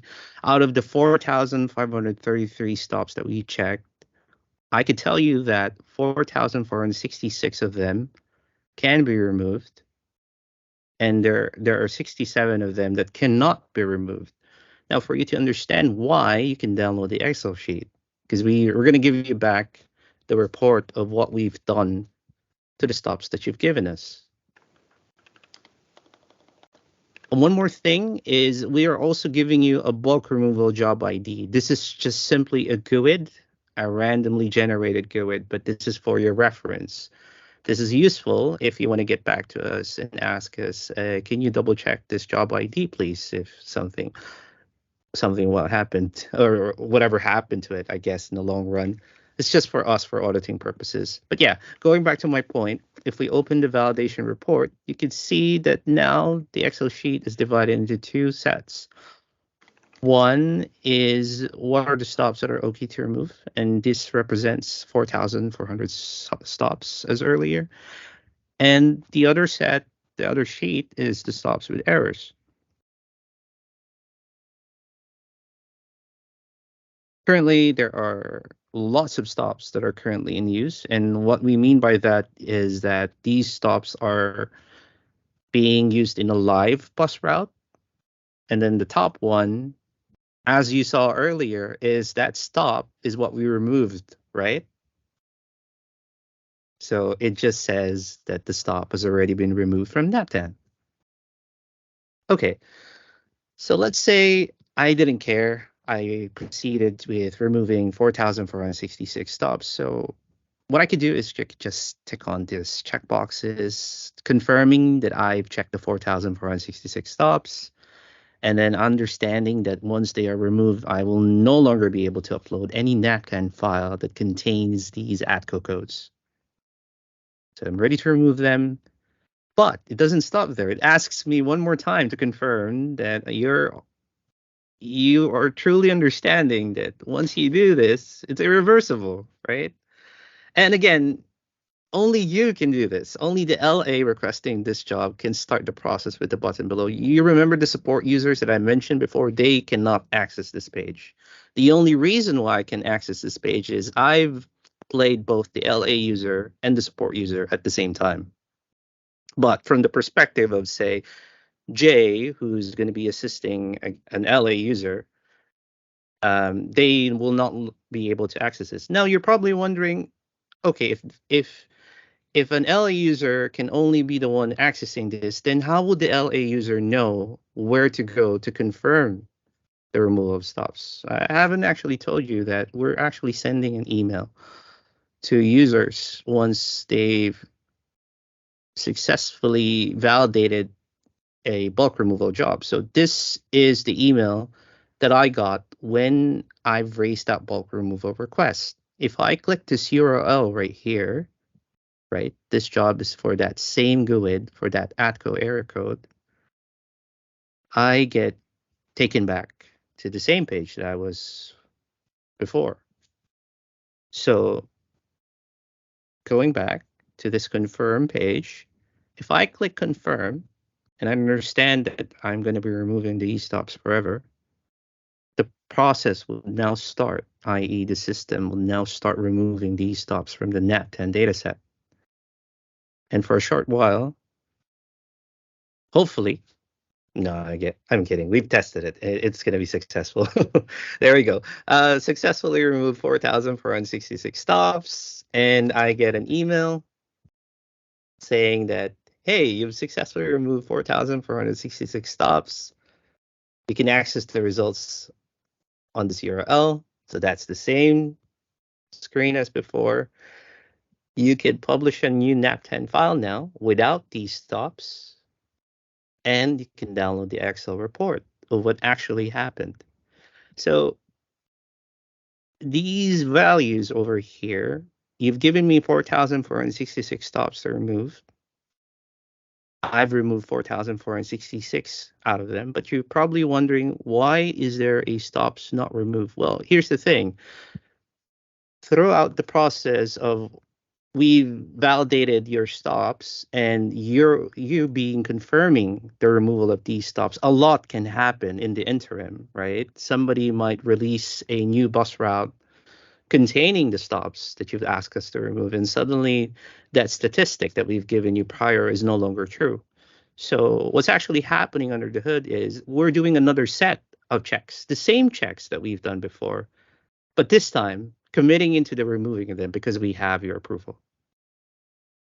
I'm going to put a pause right there And are there any questions so far from the managed removal feature? So one other thing that we're bringing in, which is in the backlog, and we need to prioritize it and put it through, is when a stop is in a live service. So when there's a published bus route using a stop, we will in the future be able to give you the bus operator that is reporting that. Getting the bus route might be a little bit more tricky. We're having to understand a lot more about TransExchange, but we can at least give you the bus operator to go and talk to. And one of the things, and Di, this came up when we were in Stockton, is sometimes there's occasionally, due to systems, a forest of stops that shouldn't be used, and there'll be a stop that should be used, and all it takes is a little mouse click on the wrong pixel to choose the wrong bus stop. And this is just providing that check, so you can go and talk to that bus operator and go, hey, half a sec, you seem to have this stop somewhere within one of your bus routes. Let's just go and check it and make sure that you're using the correct one. Di, I'll throw it across to you. Yeah, you basically answered what I was going to say about checking downstream, that if we're then going to be uploading a cleaned up, slimmer version of NaPTAN, if the operators or anybody else are downloading that, is their system geared up to a smaller data set than they were expecting, or is it only going to overwrite the stops that it has and everything else will be left in their data set? We will be out. So there's two things. We're going to be out recommending that people refresh their NaPTAN a lot more frequently, and we can also start to talk about how many stops have been removed and present some of that data. I think that's a really remarkable idea, and thank you, Di. The other thing is we will also be presenting a list. It's in the backlog again, a list of the stops that have been removed, so that anyone who is taking in data from bus operators, so this is BODs and TNDS primarily, but there are other places that are picking up TransExchange files. If they pick up a TransExchange file that has a NaPTAN stop that's on the managed removal list, they can flag that instantly and block that TransExchange being uploaded and get somebody to go and fix that piece of data. So that's one of the pieces that we're looking at doing as well. Does that make sense, Di? Yeah. And then I'll throw it over to Richard. Yes, just a quick question. I'm wondering whether if stops are to be removed from NaPTAN, does somebody always have to request that to happen, like someone from a local authority? Or I'm wondering if a stop has been inactive for maybe several years and not had any persons using it, will they disappear? It's always from a local authority, and it is always under someone their always control. has to request that to happen. Someone always has to request that to happen. And to answer the other question that I answered in the chat, which was, do they need to be sitting in a particular state for any length of time? The answer is no, because you've all used it inconsistently. And what we didn't want to do was to put an extra burden on anyone within the system who wanted to remove stops. So, for example, Tansy is very excited because Tansy has finally removed the Cardiff bus stop that was the Cardiff bus station that was destroyed, rebuilt over, and has not existed since 2010. They have finally been able to remove it from NaPTAN. Now, that was sitting in NaPTAN in all the right states for the stored procedures to go and remove it, but they never did for we don't know why. That's why we've made this so that it is completely under the LA's control as to how and when they remove stops. Yeah, I'm thinking sometimes a bus service is withdrawn and then somebody finds funding or something like 5 years later and it's reinstated. It wouldn't be necessary to create a whole load of new NaPTAN records for that service. No. It's more for when a bus stop has been physically destroyed, for example, or in some of the cases of the stuff that I'm removing, where train stations no longer exist.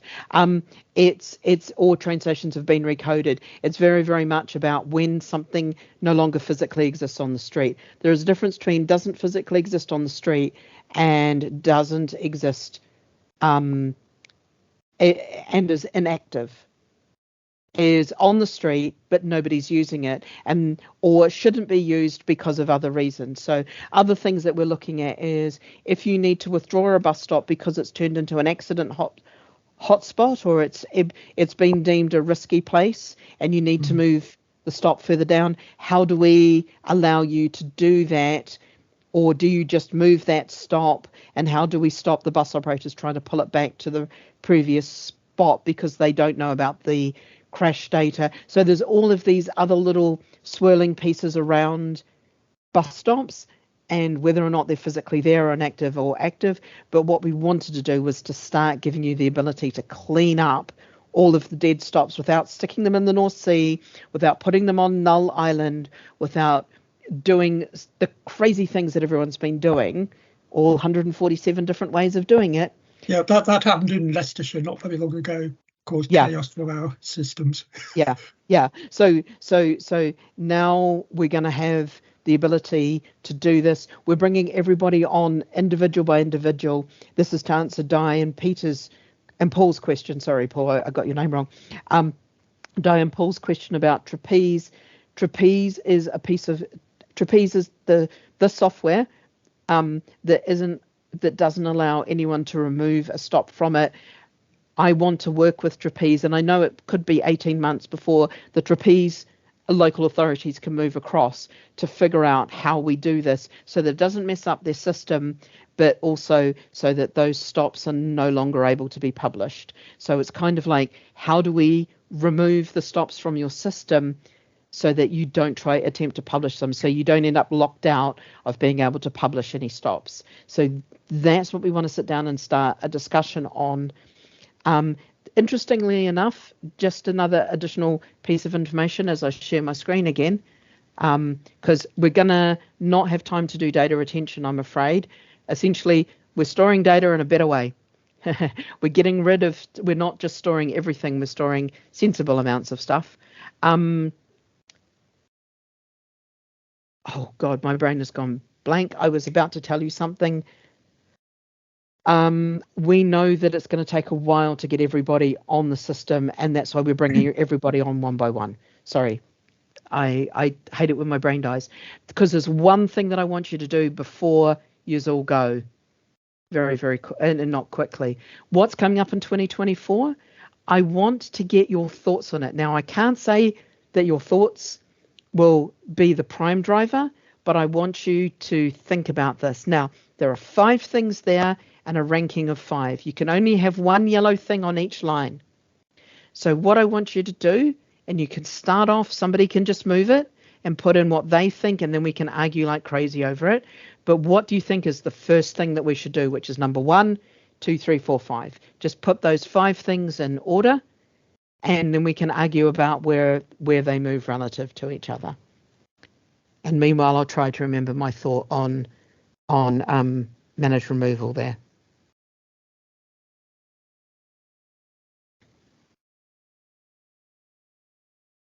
And poor Paul, I realise that you're having to type because your mic isn't working.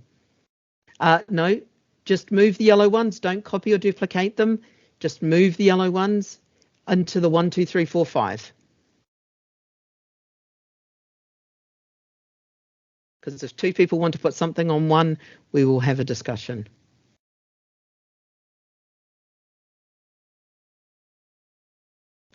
I can see 3 things sitting at 1. I can only have 1 thing sitting at 1. So which of those 3 things, so mapping then moves down, and which of those 3 things at 1 becomes...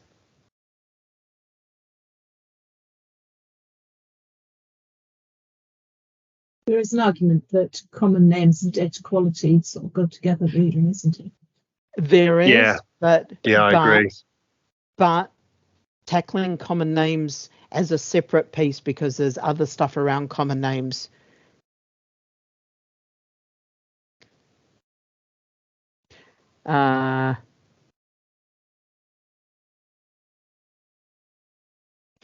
Paul, if we can give you a list of managed removed, I think that might solve some of that, but let's have that really detailed discussion, because I want to talk through yes, and alternative languages also include Gaelic as well as Welsh. But I wanted to just have a really good discussion on how your system works and how we resolve this in the various ways.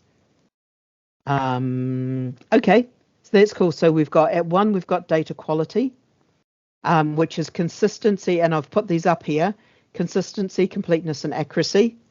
Common names is how common names are used. Sorry, I should have made that say common names. Just let me unlock this and change that to how common names are used.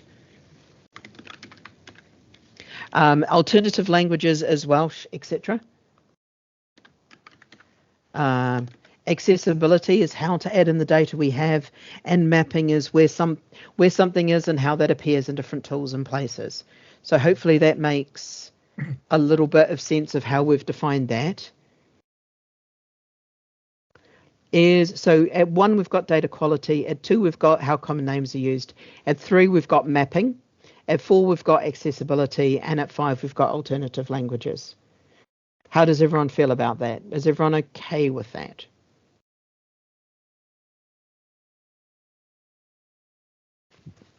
Any red flags?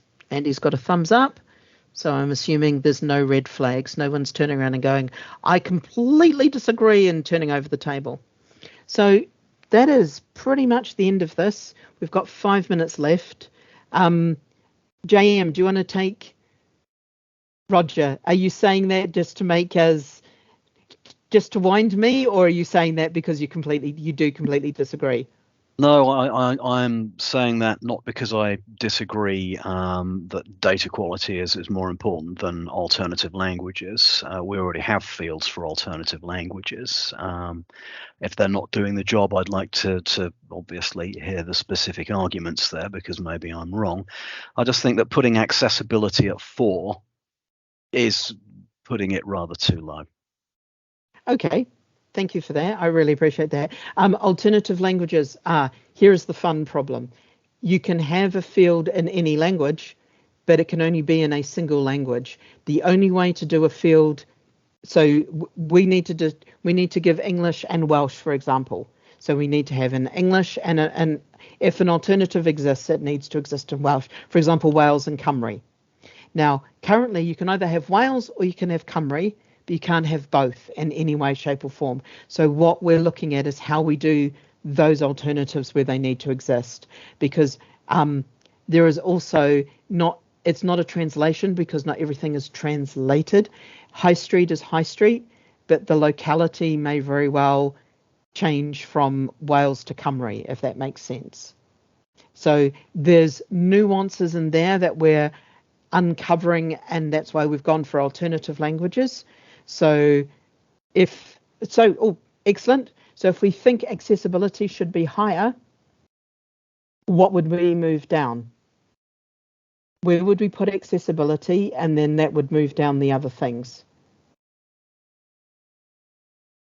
And Paul, please feel free to put your mouse in and move accessibility up to how high you think accessibility should be. Or Roger, because both of you are thinking accessibility should be much higher.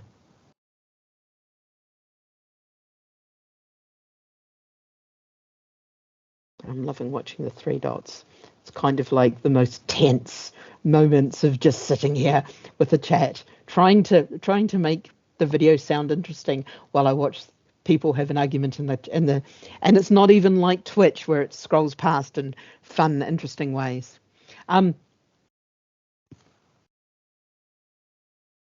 So Roger, where do you think where it should be?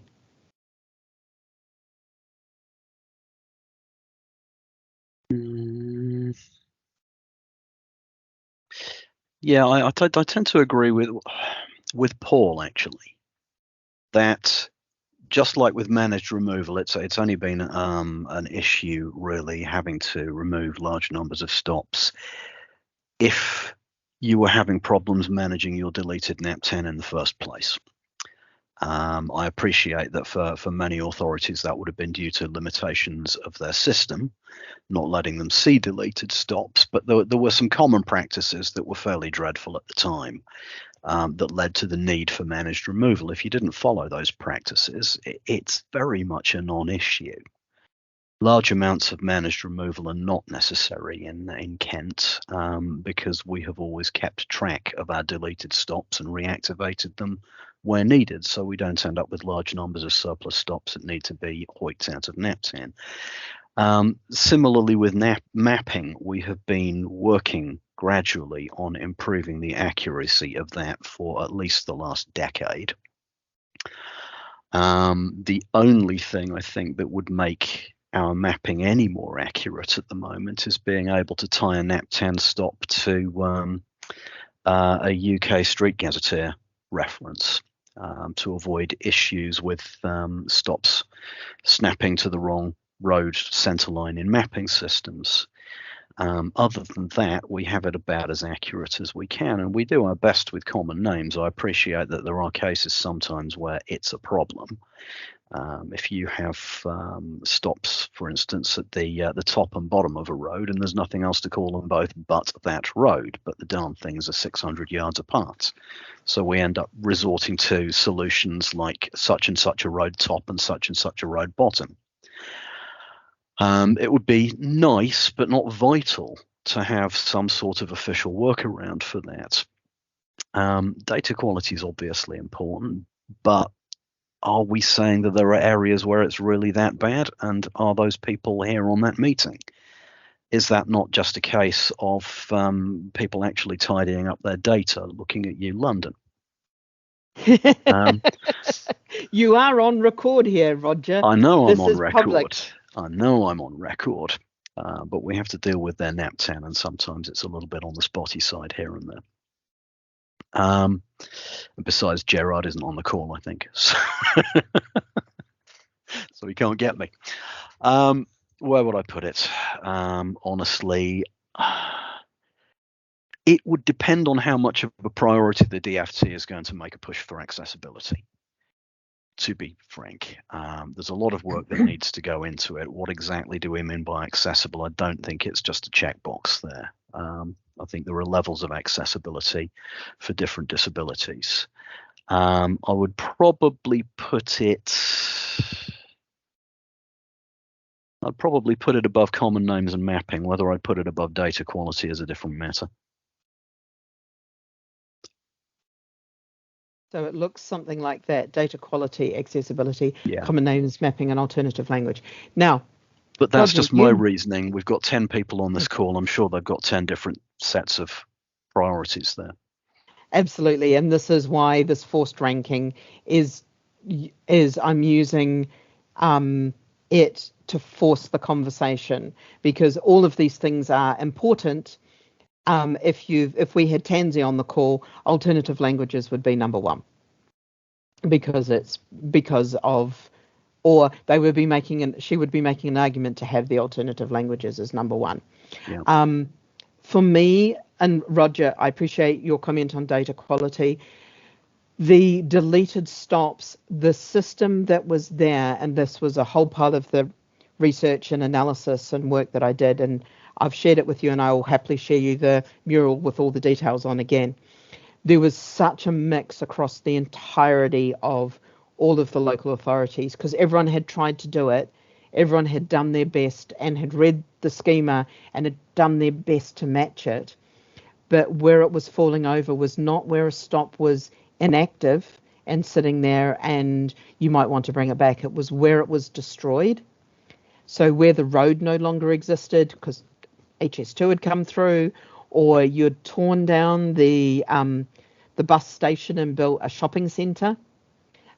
So those bus stops could never return. It was the never return things that were problematic, and there's some places that have a lot of those for various historical reasons, and those are the ones that were just getting in the way all the time. So now there's a way of removing them, and because the previous mechanism for removing them just wasn't working, and that's why we've pulled all of the checks out. So it doesn't ask them to be in a specific state for any length of time or anything like that. It is literally up to you as the local authority. You know your stops. You know that road was completely destroyed and rebuilt with a new housing estate, and that stop will never exist again.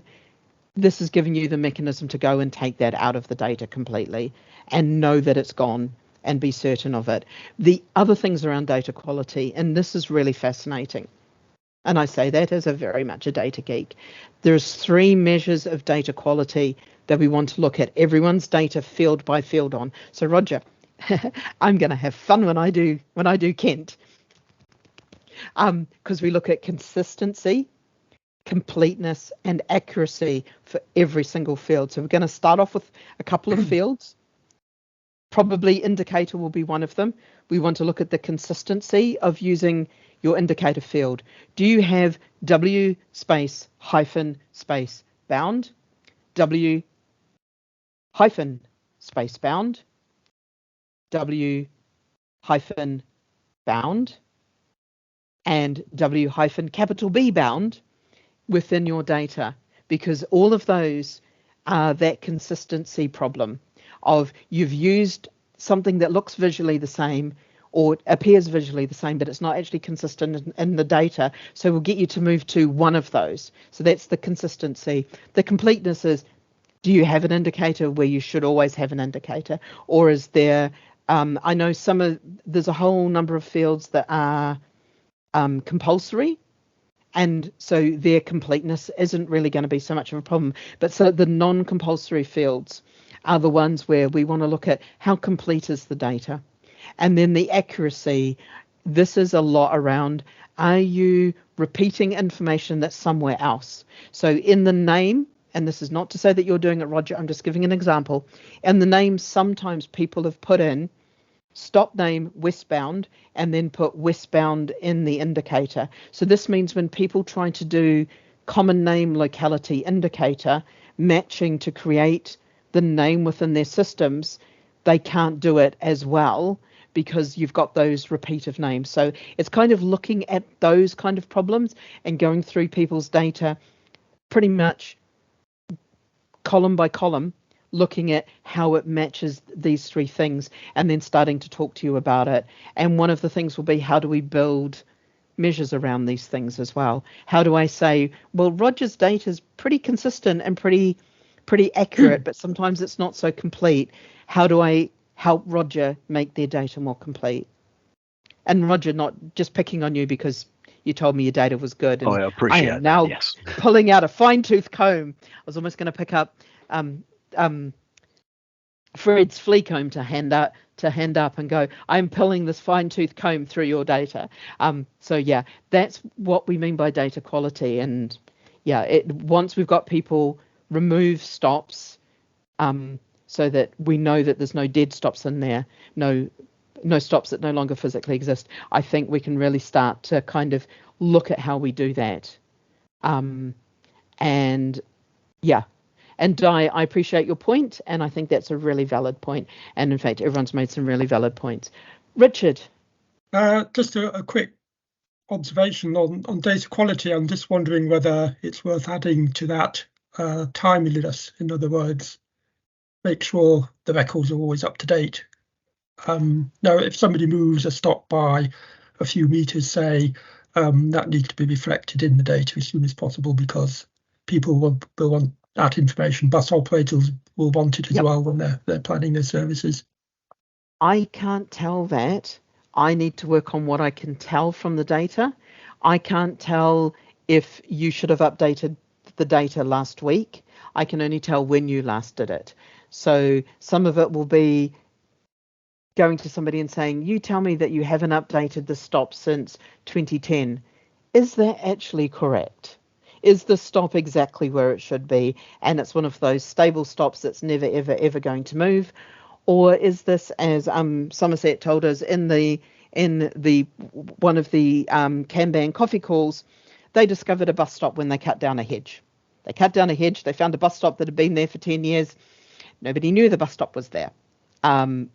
Because no one had used that bus stop, although there was a joke of they found somebody still waiting for the next bus. But that is one of the things that can occasionally happen. So I don't want to come to you and say your data is stale. I want to look at the consistency, completeness, and accuracy, and then say, the stop wasn't, you last told me you updated the stop in insert time period here. Is that true? is this still true, and just kind of clean it up. But I'd rather work on on those three main things and then work on timeliness, because timeliness may not equal accuracy, and this is one of the things. Andy, I know you upload. Oh, Andy's not here. Andy uploads data every single week. His data may not have changed, but he will still upload it every single week. So timeliness of the main record may not equal any improvement in the data, does not equal data quality. So it's just kind of looking at how we do it. This is also finding a way to compete against that stat that still hangs around NaPTAN like a smelly fish that I can't get rid of, which is 4% or more of NaPTAN stops are bad and have bad quality data. That was something from before I started in 2018, I believe, and it's still quoted back to me by various people about NaPTAN. So one of the reasons for doing a little bit of data quality is to be able to say, hey, HalfSec, I've gone through all of Di's, assuming Di comes on board and we've done all the cleanup. I've gone through Roger's data, and Roger's data is 99.9% complete, is this an amount of accurate, and is this amount of consistent, and therefore is really high quality, and we can start to score it. For example, Midlothian currently scores 0, as does Dumfries, because they haven't given us data since 2018. So I can kind of say, hey, if you're using these people's data, your guess is as good as mine whether or not that bus stop exists. So it's kind of like really giving people that sense of it. I'm also going to be applying those same things to the 4 central data sets. So don't worry, I'm holding myself to the same standard I'm holding you to. We are running over, and because we're running over, I will just quickly do a thank you all for your input across the year. Have a great holiday break. And if you have a cat, you know the fun of decorations. And I just want to say happy Christmas, all the best to your families, etc., etc., etc. If you need to get hold of us, you've got me, or you've got the main mailbox, which is also answered by me. I'm doing my best to keep on top of everything. And if you have things that you think we should be changing in these public meetings, just give us the answers in feedback corner, because that would be amazing. And again, thank you all so much for your time, for your energy, for your thoughts. It's amazing to work with a group of people who will literally come and spend 2 hours discussing in great detail single fields of NaPTAN or what we think are buses and things like that. It is one of the most interesting groups of people I've ever come across. Because nobody else will listen to us.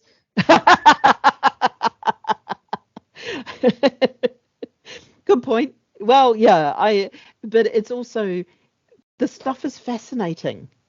I don't know whether that's a peculiarity of my mind.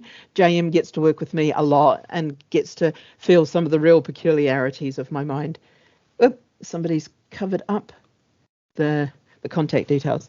But it is kind of one of those things of, I love understanding how some of this works, because there's edge cases, and every edge case has an edge case, which I find very, very interesting. So thank you all. I'm going to stop recording. And this will be a slightly longer one, which is always interesting. Stop recording. Stop.